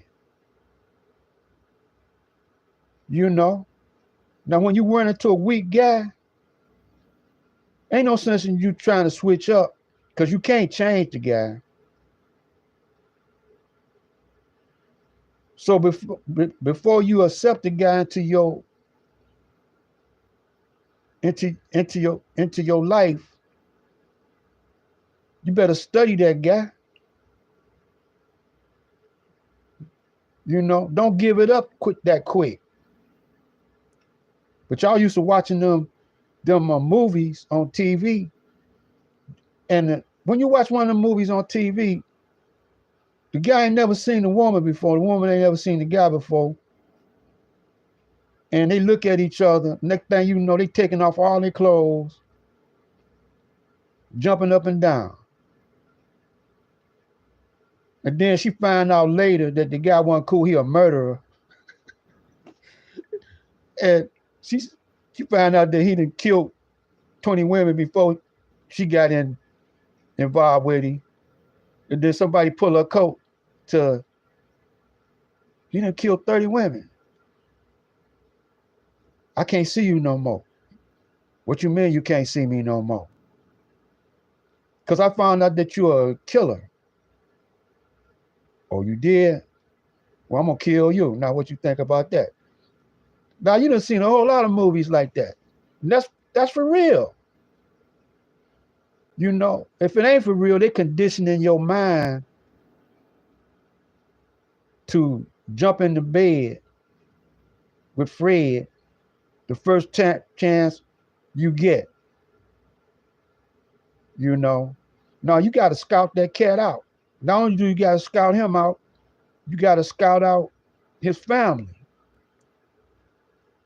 Because if he got a crazy family and they got crazy morals, then he gonna be crazy. And then you can't be choosing cats because of what they got. You choosing a cat because he driving a Rolls Royce. You got a Longines ticker, a Rolex ticker and a diamond flicker. And you choosing the cat because of that, and he fronting off his clothes and whatever, and he geared up. And you choosing the cat because of that, because you think his pockets is fat. But he a punk for the white man. He a white man's hoe. He getting all that from the white man. It'd be different if he was getting it from a brother, because it's in the family. But he getting it from a white man, his enemy. So that make you love the white man, because he is fronting what the white man is making or using. And you know, when you get them diamonds, you see how the white man got them diamonds. You know, you see how he done hooked up them diamonds then over in Africa. You know, he done killed off a whole lot of black people over there. Just like the white man, he killed off a whole lot of Indians for the gold. You accessory to that. You aiding and abetting all the things, evil things that the white man do. Because you think he's your security. And I want to say one thing to the brothers, to the black man over in Africa. Don't trade in one pimp for another pimp. You know, y'all seen the picture of Mac, and they was at the pool hall shooting, and so a hoe came in and chose the Mac, right? The Mac snatched her from this other pimp. Well, that's how when you choose Russia over the United States, Russia a pimp, and so is the United States. They white. They the devil. They your enemy. They're using you, man. So you think Russia gonna be nicer than gonna be more better than the other pimp, Uncle Sam. You think Uncle Sam is worse than Russia? No, man, they the same. Both of them snakes.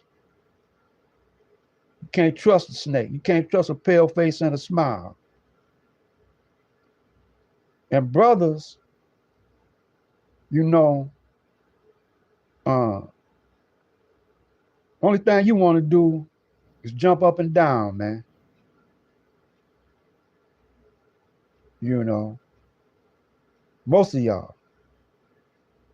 So you gotta cool Mr. Johnson out. You understand? It ain't about that, man. And if you do, you know, I got a son too. And he ain't never been to jail. He ain't never, you know, I mean, he cool. So a lot of it depends on your people. But you ain't gotta use that as no excuse. Your people has no excuse. What you gotta do is recognize what they done been through, you know, and you can't blame them. And even if your old man wasn't there, you don't hate him for that, because you gotta understand the process of slavery. And he was programmed to be like that. You see? And I heard a whole lot of cats say, only thing I know how to do is sell dope. I don't know nothing else, and I'm good at it. Well, if you're good at selling dope, you're good at selling something else that won't get you locked up. You could sell anything that you put your mind to it. Matter of fact, Master Farad Muhammad came over here. He was selling stuff, merchandise. That's how he built up the Nation of Islam. But he had a positive rap to go along with what he was selling. So we getting ready to get into the spook who sat by the dawn. If I still got your attention, we're gonna go over here, and I'm gonna play my little theme song because I'm finna go across to another station where I can show the spook who sat by the door. All right. So a little music, a little traveling music.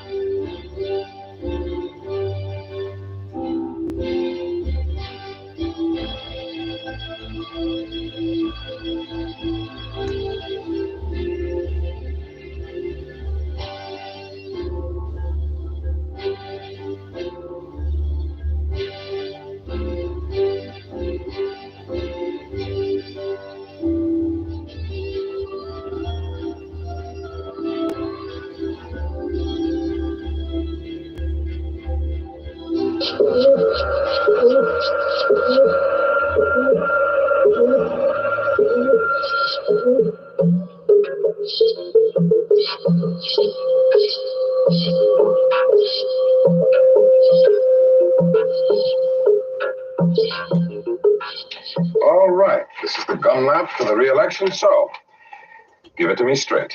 Well, there are no major defectors for campaign. Now, on this part here, I want you to pay attention to what they're saying. It's gonna remind you. They say the Jews run things, right? Now they ain't coming right out and saying it, but Sam Greenlee did not. This took place in the 60s, and he's telling you people what time it is. All right? When I say you people, I mean my people, black people. Contributions, dear. The war chest is in excellent shape. Good. Very good. What is our image, Willa? We've programmed the latest poll, Senator. Lewis Harris gave us a random pattern sampling with peer group anchorage. Gallup, a saturation vertical syndrome study with horizontal personality backstopping. And NORC ran an ethnic study with racial and religious breakdown, status group compensation, and socioeconomic balancing. Yes. Good. But am I winning or losing?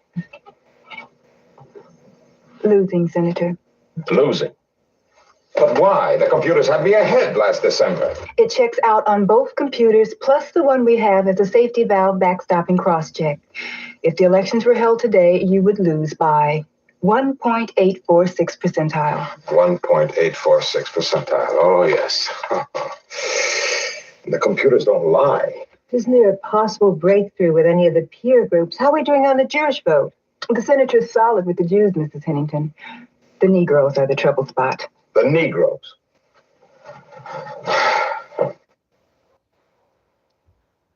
Now, you got to recognize game when you see it. So I'm not going to say nothing for a minute. I'm the best friend those people have in Washington. The computers indicate a sharp decline immediately after your law and order speech last winter.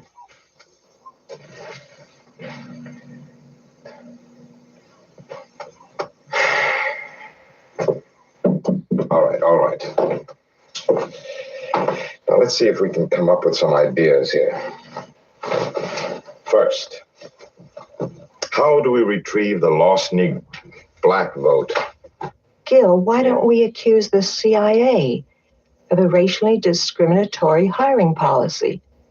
They have no Negroes, except on a menial level, you know. Certain, but I mean, that may be it. I'm positive, but I'll check it out with our man over at Personnel. Good. Whoever they select will be the best known spy since 007. Now stand. Raise your right hand. Repeat after me. Now we always knowing that they be spying on us. But do we spy on them? Intelligence agency.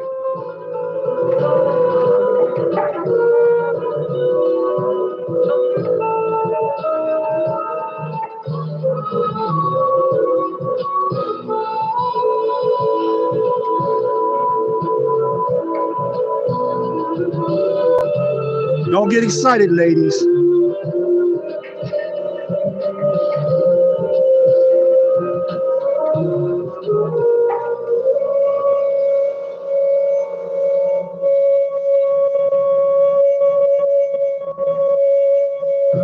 What do you see in this ink block? I see a man.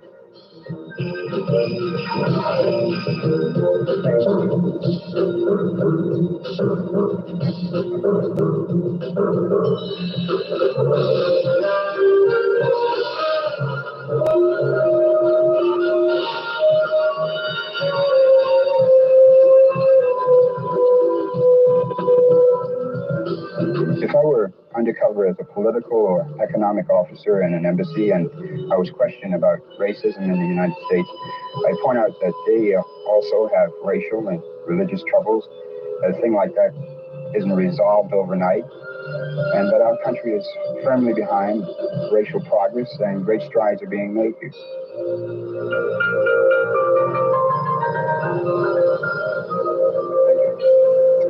And so on behalf of the director of our agency, I'd like to offer congratulations on completing our tough preliminary training course. After weeks of physical and psychological testing, you 10 men have survived the more than 40 already sworn in, who in turn were selected from a careful screening and security check of hundreds. You men, therefore, represent the best of your race.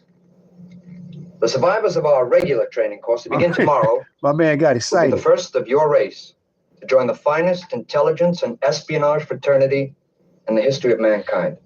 I must emphasize, however, that you are by no means agents as yet. Now, the selecting out process continues right up until graduation day. So keep on your toes, keep your noses clean, and I hope to congratulate you on joining the team at the end of the training course. Thank you.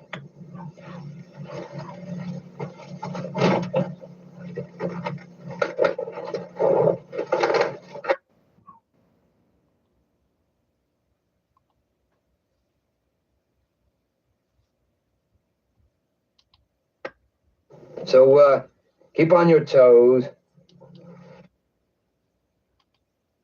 Now I want you to notice that flag.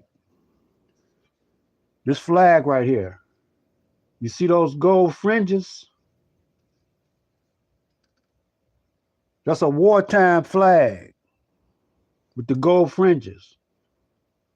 They are warriors. That means that they soldiers. They just got on a suit and tie. Look at his eyes. Got that devious look in his eyes. When you look at that flag, a black man designed this flag.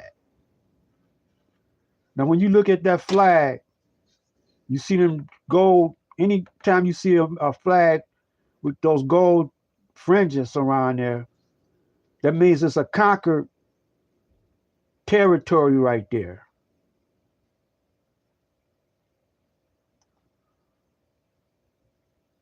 I just wanted to point that out to you. Keep your noses clean, and I hope to congratulate you on joining the team at the end of the training course.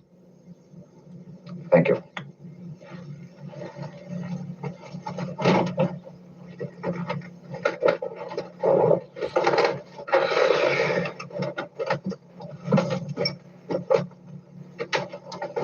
Well, ain't it groovy to be a spy? Right on. Really? Yeah. Hey, we the first spooks to be spooked with a PIA. Hey, man, you know how much this scotch costs in the commissary? $3. Shiv ass Regal. Yeah, and it's cheap overseas, man. Yeah, and rent-free housing overseas, too. You went to Fisk, didn't you? I'm from Howard. Say, you a frat man? Yeah, man. Alpha. No kidding, baby. Okay. Now, if any of y'all know Steve Coakley and what he talk about them Greek societies, Uncle Tom brothers, all of them in there is Uncle Tom's or either Boule, except for Freeman. And you notice his last name is Freeman, free man. And he don't join groups. He walks alone. He don't do what everybody else do. Hey, get it over there. Hey, didn't we meet last year at the pen relays? Wow, man, yeah. At that party at the motel. Hey, man, folks, we got it made now. Yeah, but don't forget what Carstairs said. Yeah, they could still flunk us out. Yeah, I don't think Carstairs would be uptight if we all flunked out. And you know that PT instructor Calhoun hates us.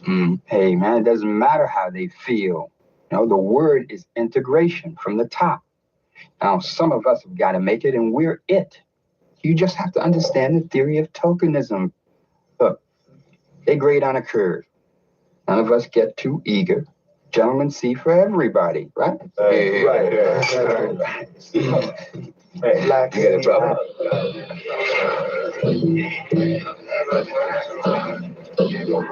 Now, especially especially this part right here where they spying on them. They doing that right now. They're doing that on YouTube to us. They're looking at us, they're looking at me and you do our thing. Now don't get scared. Don't get scared, you know, and cop out now. Y'all just chill. And but these cats, now Freeman know. He know that they looking at him. But the rest of these cats, especially that one guy, he think he's slicking and slick.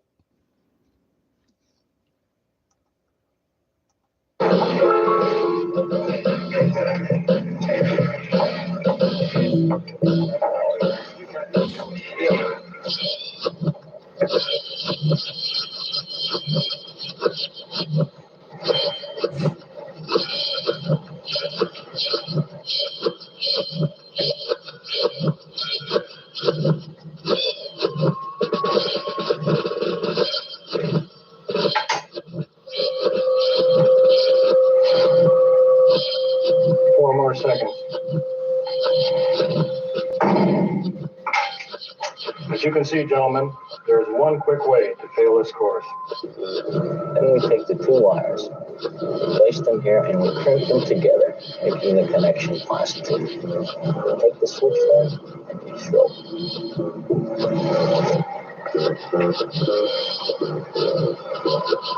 All right, we'll operate the ignition by remote control. Always use those materials which are easily accessible to any citizen of the country in which you are operating. Okay.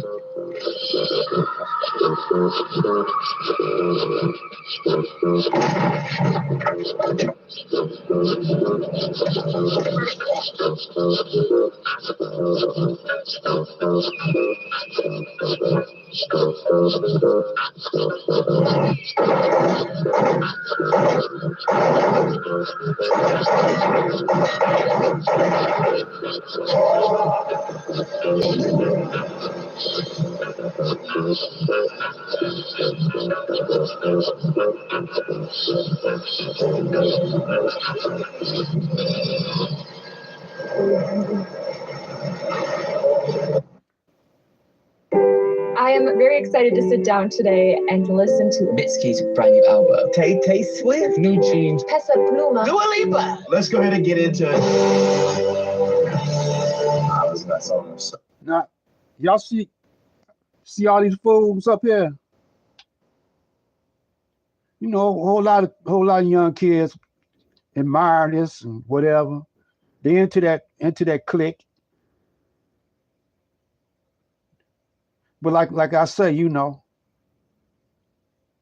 I'm not going to go past it. Yes, I am. So many times. I'm completely obsessed with it. Oh, I'm so freaking excited. I have a pulse. All them faggots, man. I don't understand why I'm ready. You got. How long before this experiment in integration ends? There are only 6 left in the group, General. And? The top-ranking man academically will fail the physical requirements. He's no athlete. Another figures to flunk this week's exam, but one might make it. You assured me 2 weeks ago no one would survive. Somehow I forgot Freeman even existed. He has a way of fading into the background. But he's been among the top 3 in academics and first in athletic training. Yes, they do make good athletes. Which one is he? That one.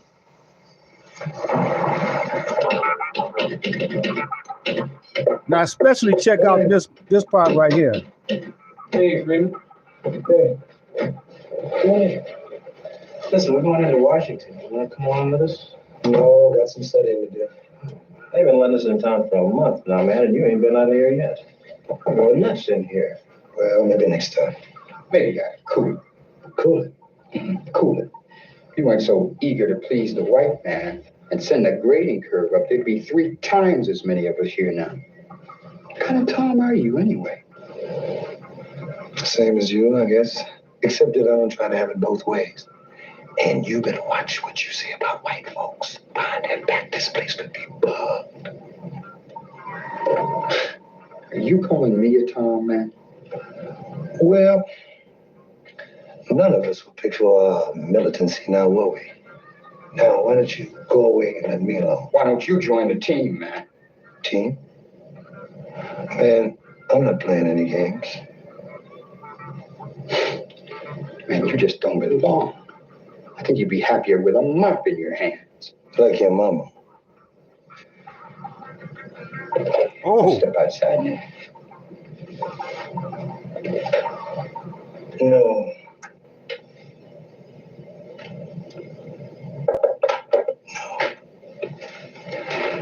You don't want to step outside with me. Because, baby, I would kick your ass. Come on, come on. No, wait a minute. Now, see, these are the brothers right here. They'll kill their own people just to get in good with the white man. And they don't think that the white man is going to kill them in the long run. You know, because he got you, he called you his enemy, but he got you close. He could just about tell how you think. A lot of them like that on YouTube. You could tell if you look at them and listen to the way they talk. A lot of them talk. You know, they might even call their show the black this and that and the other. And you think they down with black people. You know, just because someone say they black or they program is, you know, pertaining to black people. Study the way they talk real good. And you'll be able to figure out who's real and who's unreal.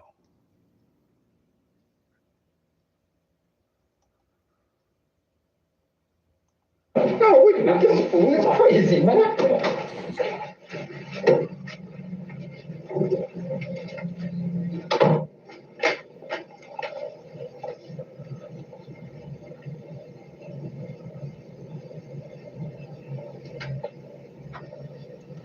He said that fool, he said that nigga almost made me kill him.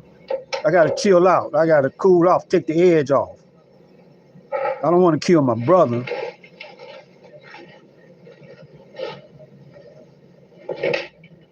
I'm here for a reason, not a season.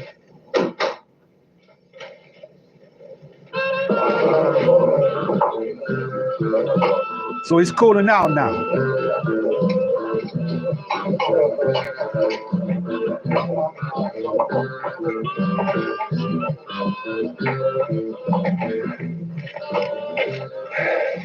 Let's go, I see. And would you give the young lady down the end of the bar whatever she's drinking? Yes.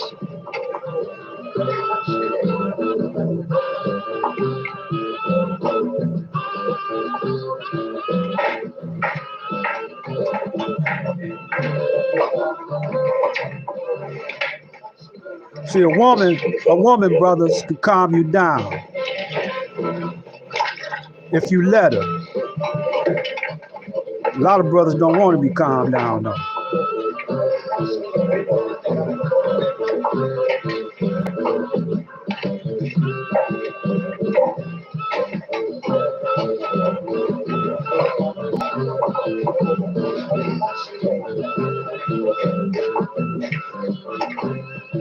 Thank you. My pleasure. You looking for some action? Yeah. How much? 15 and 5. 5 for the hotel. Yeah. And all that? Not on Saturday, baby. Okay. You know,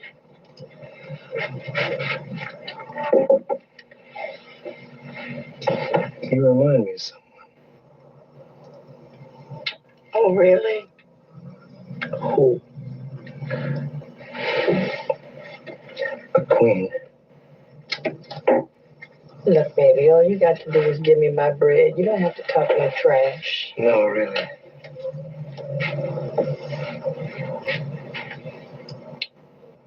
What kind of queen?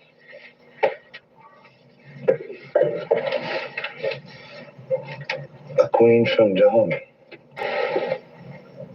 Dahomey? What the hell is Dahomey? Dahomey. Where y'all heard that name before? Y'all heard that name before recently? Within the past year or two? It was a great nation of Africa. Africa? No, really. I've got a book with a picture of you. You look just like her. I'll give you the book. Sure. No, you two could be twins, except that she wore her hair different. How? It's kind of natural, you know, the way it grew. You look good like that. Look, honey, if you a hairdresser, maybe I can get you a boy. No. You'll do. Good. Then why don't you just be a trick and stop talking all that shit about queens and kinky hair? Okay. Listen, can I get you another drink? Mm-hmm.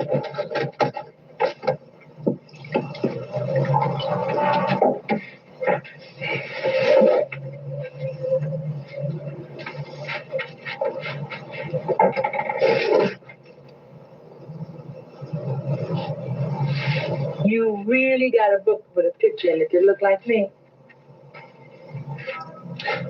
I'll bring you the book.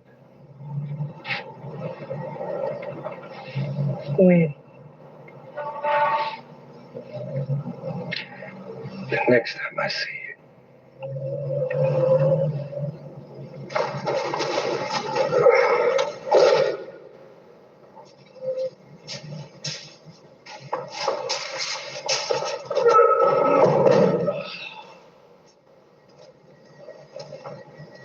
Mate.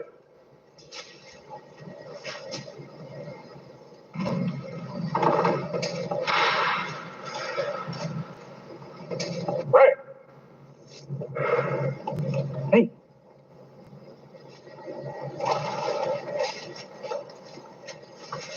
Right. Now Freeman was sitting at the head of the class.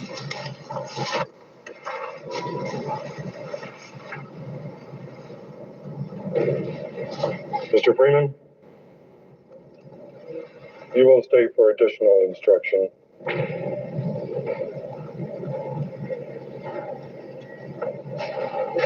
Mr. Freeman, I don't think you people belong in our outfit. I don't have anything against the rest of the group. They just don't measure up. But you, I don't like. I don't understand, sir. Well, I don't like your phony humility, and I don't like your style. Now, this is a team for men, not misplaced cottonpickers. Yes, sir. Stow the as of us. It doesn't work on me. I'll give you a chance. Just go up to the office and resign. Otherwise, we fight. Now, your black belt matches my own, so you won't be able to whine brutality, equal opportunity. You people claim you want. Mr. Sue, Shinban.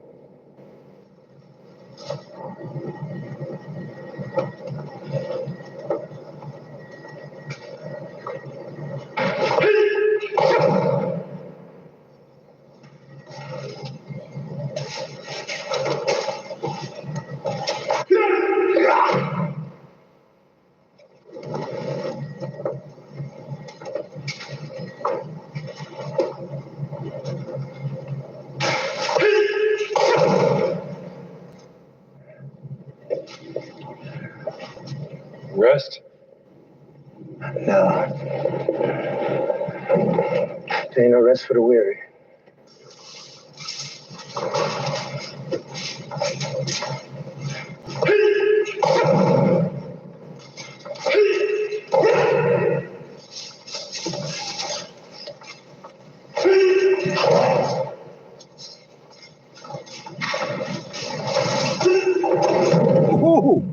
Oh.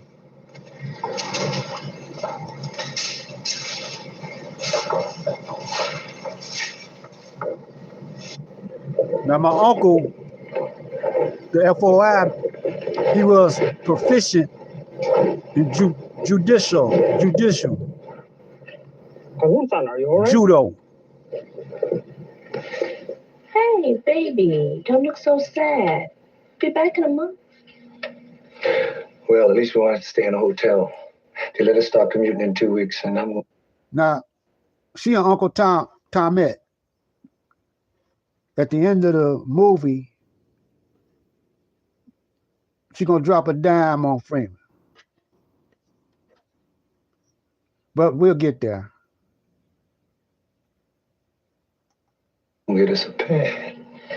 You know, I don't mind this place too much. It kind of reminds me of that hotel off campus.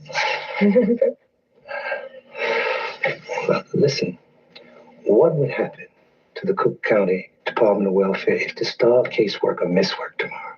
Casework supervisor. Okay, Miss Big Time. What would happen? Something delicate? Yeah. I found a beautiful restaurant last week. Do they have shark fin soup? No, it's a West Indian restaurant. Oh, shark fin soup is easy, right? Yes. Hope they stay open late. They've all been eliminated except Freeman, sir. Will you make it? I think so. He has written an oral finals this week. Security? Checks out so far. Routine security checks in the training barracks and checks on his activities in Washington. Of course, he's only been allowed out of the training area for the last 2 months. Anything suspicious?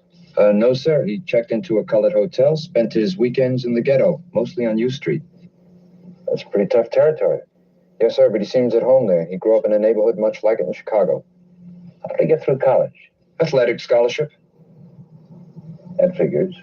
Also explains the Calhoun incident. Sir, in fairness to Calhoun, Freeman's been studying judo privately for years. Politics? Apolitical. He was involved in civil rights activity as a student, but nothing pink or radical. Men or women? Women. No hint of homosexuality. Developed a liaison with a prostitute on U Street. Also has a girlfriend in... See, they try to get some dirt on you, and they use that on you. So you notice they were spying on King, and King was found in a hotel with some women, you know, but after they killed him, they propped him up, you know, mortared him. Chicago. Apparently he's known her since they were college students. Why don't you run a final 6'9" security check? It's already in progress. It should be finished in a few days. Hey, run up a dossier on this lawyer and give it to me. Leave Freeman's file. Secure security's in? Yes, sir. Figured out something for him to do? Yes, sir. Well, like it or not, looks as if we're integrated. Do you know if he takes any dope? Heroin, LSD, marijuana, pills? No. Oh, let's stop it here. So Freeman got her to change her style. She wearing a little short fro, got on some almost looking like African attire. This guy is trying to get some oni, so he tracked her down. I don't know how he tracked it down. He should have showed that part. You don't even smoke. You ain't no junkie, baby. Do you have a tendency to boast? Brag about something? You don't talk about himself at all. Most regular tricks want to tell you the story of their whole lives. To gamble? If you do, I don't know about it. Took him to a joint one night. Craps, poker. If he get in, I get a cut. You just stand around and look. What'd you say? Violent? Uncontrollable temper? Temper? No. He'll never lose his cool.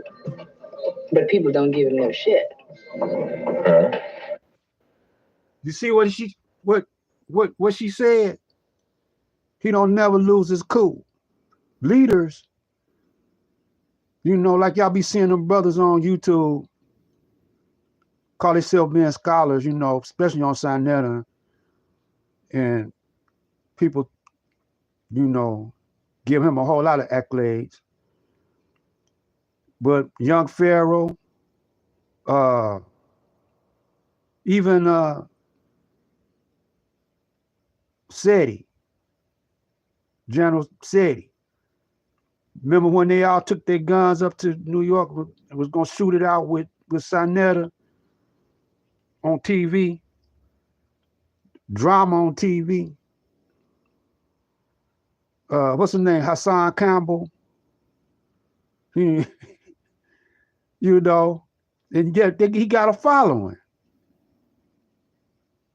You know, a whole lot of brothers lost their cool on, but they have large following.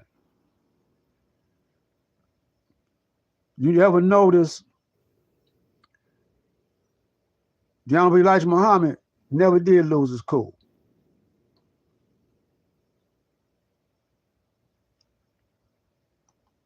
How do you mean?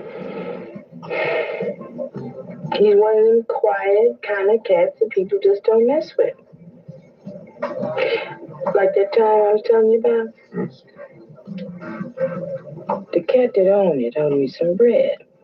Started to get off the wall about it. Then you check out Freeman.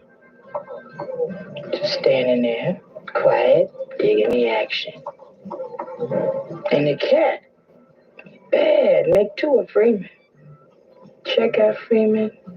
Look at me. Give me my bread. Thought about that night. He ain't my man or nothing like that, but I know that if I got in trouble, he'd be in it. I think he'd be real bad once he get going, too. What about his sexual habits? Huh? You think he might be homosexual? No. You wasting your time now. What is the guiding principle of an underground guerrilla army? To live off the country. To rely on nothing in the way of logistics or supplies which cannot be obtained easily and simply, whether legally or illegally. What happens in an underground organization when the first or second in command are killed or captured? Each man is trained to handle positions 3 steps ahead of him in grade. The operations officer takes over, and the others move up 2 grades. It's fine. That concludes our oral examination, and let me congratulate you on being the first Negro officer in the Central Intelligence Agency. We've programmed your aptitudes into our computer personnel system, or to be our new top secret reproduction center section chief.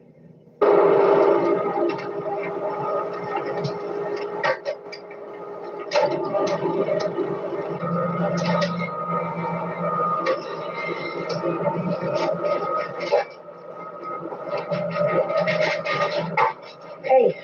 Oh. Hi, Doris.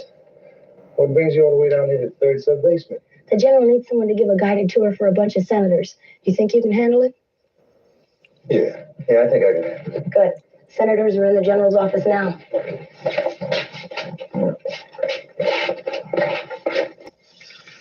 Freeman, you don't like me, do you? Well, what makes you say that? You never seem very friendly when you bring top secret documents to the office. Sometimes it seems like you don't even know when I'm around. Oh, it's just that I'm preoccupied with my duties. I just want to make good here. That's all. Notice that they always send a white chick in on a brother to distract him. A lot of them fall for it. Like OJ. A lot of brothers them fell for it. Kanye, you know. You're very ambitious, aren't you? Yeah. I want to be the best reproduction section chief they've ever had. But you are. Everyone says you're doing much better than expected. Well, I certainly hope so. Could have been more prepared.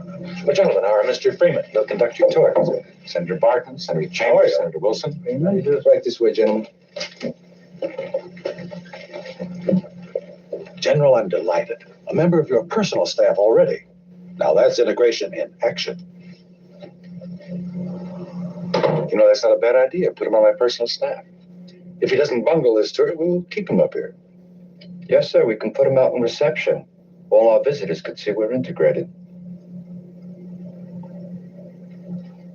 I'm not coming back to Washington anymore, Dad. I'm getting married.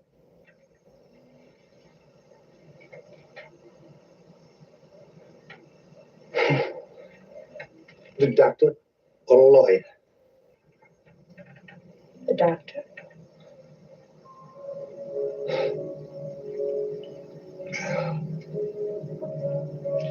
He seems like a nice cat. Dad, I'm sorry. But I'm not getting any younger. And I'm not in your bag, right? I always knew it had to happen someday. It's all right, baby. Baby.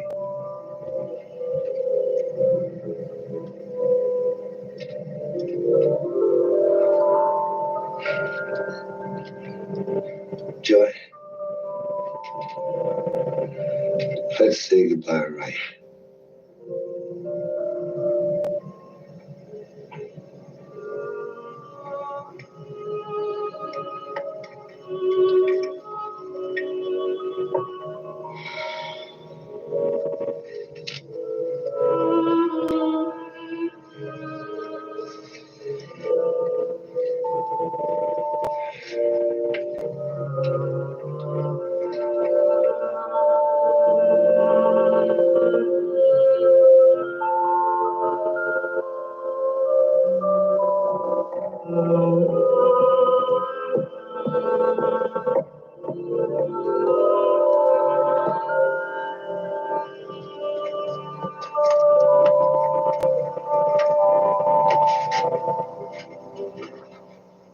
Man, I'm certainly pleased with the way you fitted into the agency. How long have you been with us now? A bit more than 5 years, sir. And you've done well. You're a credit to your race. Thank you, sir. Hard work, man. No shortcuts. Other minorities have pulled themselves up by the bootstraps. Yes, sir. You're a perfect example, Dan. Fine, natural athlete. Well, no denying your people are great in sports. Well, thank you, sir, but we still have a long way to go. Right. There's still a cultural gap to be closed. It's a question of evolution. Of course, it'll take generations. In the meantime, you people must earn respect by serving the country. Freeman, you people must serve.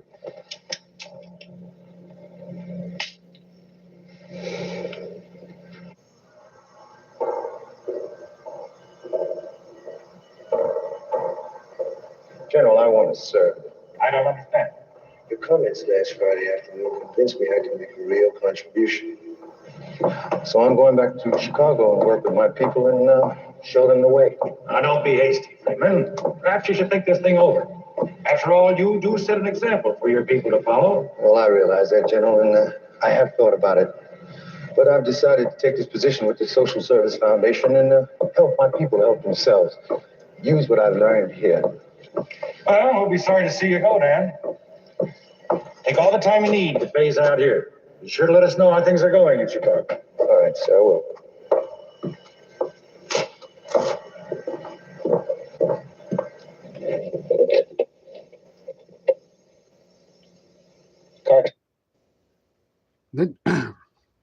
In a crazy way, this reminds me of Master Farah Muhammad. When he came over here disguised as a white man, and then he stayed in the United States for 20 years before he came up to Detroit. But he was hanging out in the midst of white people, listening to their secrets, going to their schools. It just remind me of that spook who sat by the door. Upstairs, bring in Freeman's file.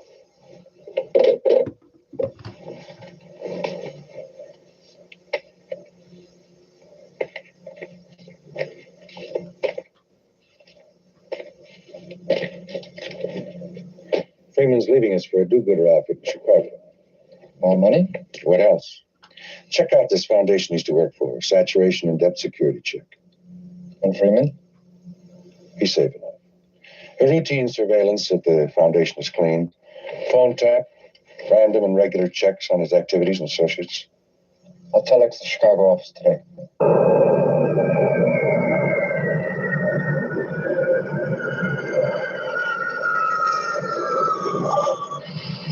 Damn, we really got our work cut out for it.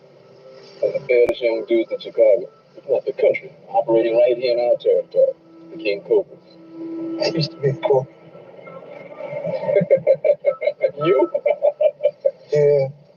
They used to call me Turk. That gang goes back like 30 years. Listen, they still hang out down at that, what is that, Pizza? Yeah, you can find them there any night. Except now they own the place.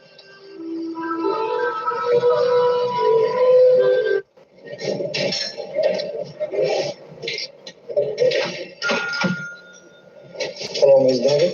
Oh, Mr. Freeman, hi. Why don't you join me? Good. Listen, that looks good. It is delicious. Try to try some. Miss Duggan,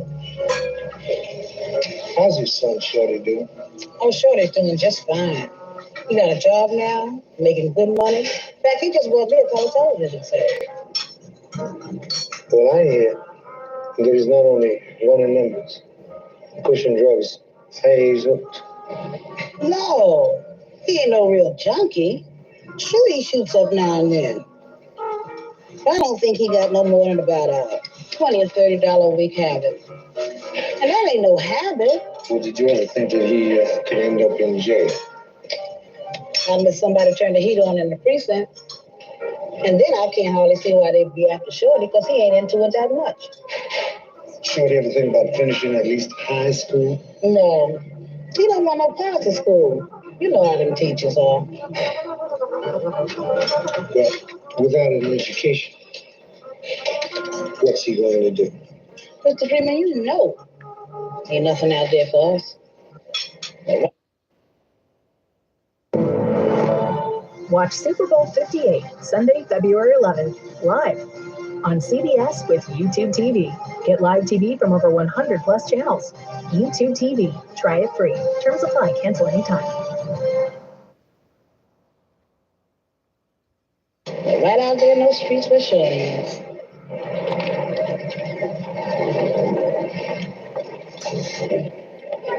How you doing, Shorty? Hey, Ted. I just saw your mother inside the restaurant. Yeah, I just saw my way down and get some bread on. Shorty, word is on Vine that you're not making your payoff to the cops. That's just the rumor, Ted. You mind if I give you a little advice? No, go ahead. Why don't you just quit killing altogether? Oh, man, you know I can't do that, Ted. It's survival. You ever stop to think what would happen in the streets if we cut off the flow of drugs altogether? White folks control your neighborhood through drugs, and you dealing? So what you gonna do now? Give me a sermon? No, sermon, Shorty. I just thought I'd ask. Now he dropped some science on us about how they control our neighborhoods. Now he was in the CIA, right? So he know he got the real deal on him.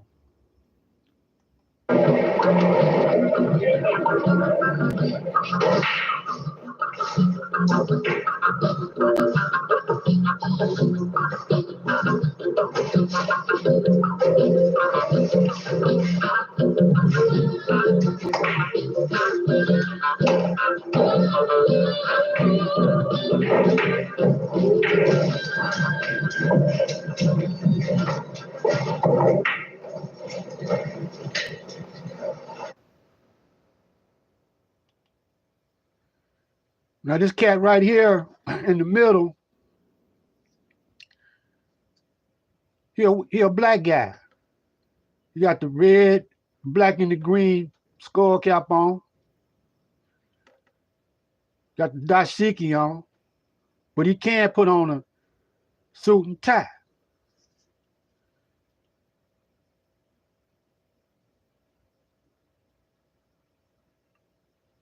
That's how Master Farad infiltrated Detroit with a suit and tie.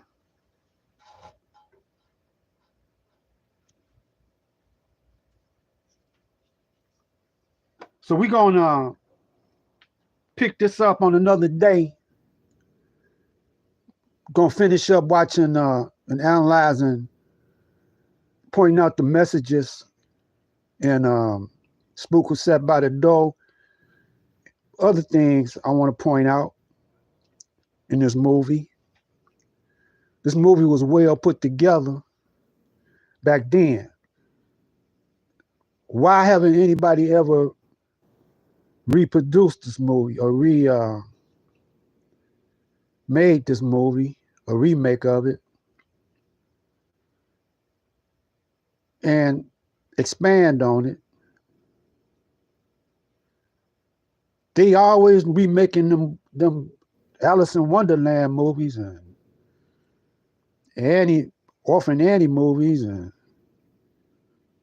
Snow White movies and all white movies, but they don't never make a movie like this, man.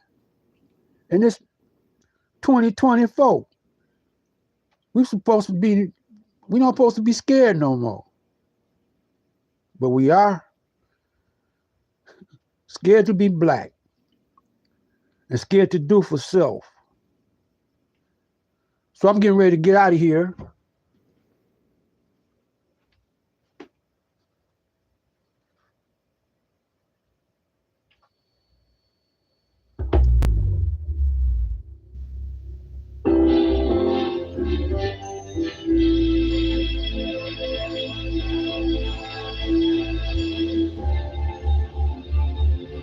So until we meet again, assalamu alaikum.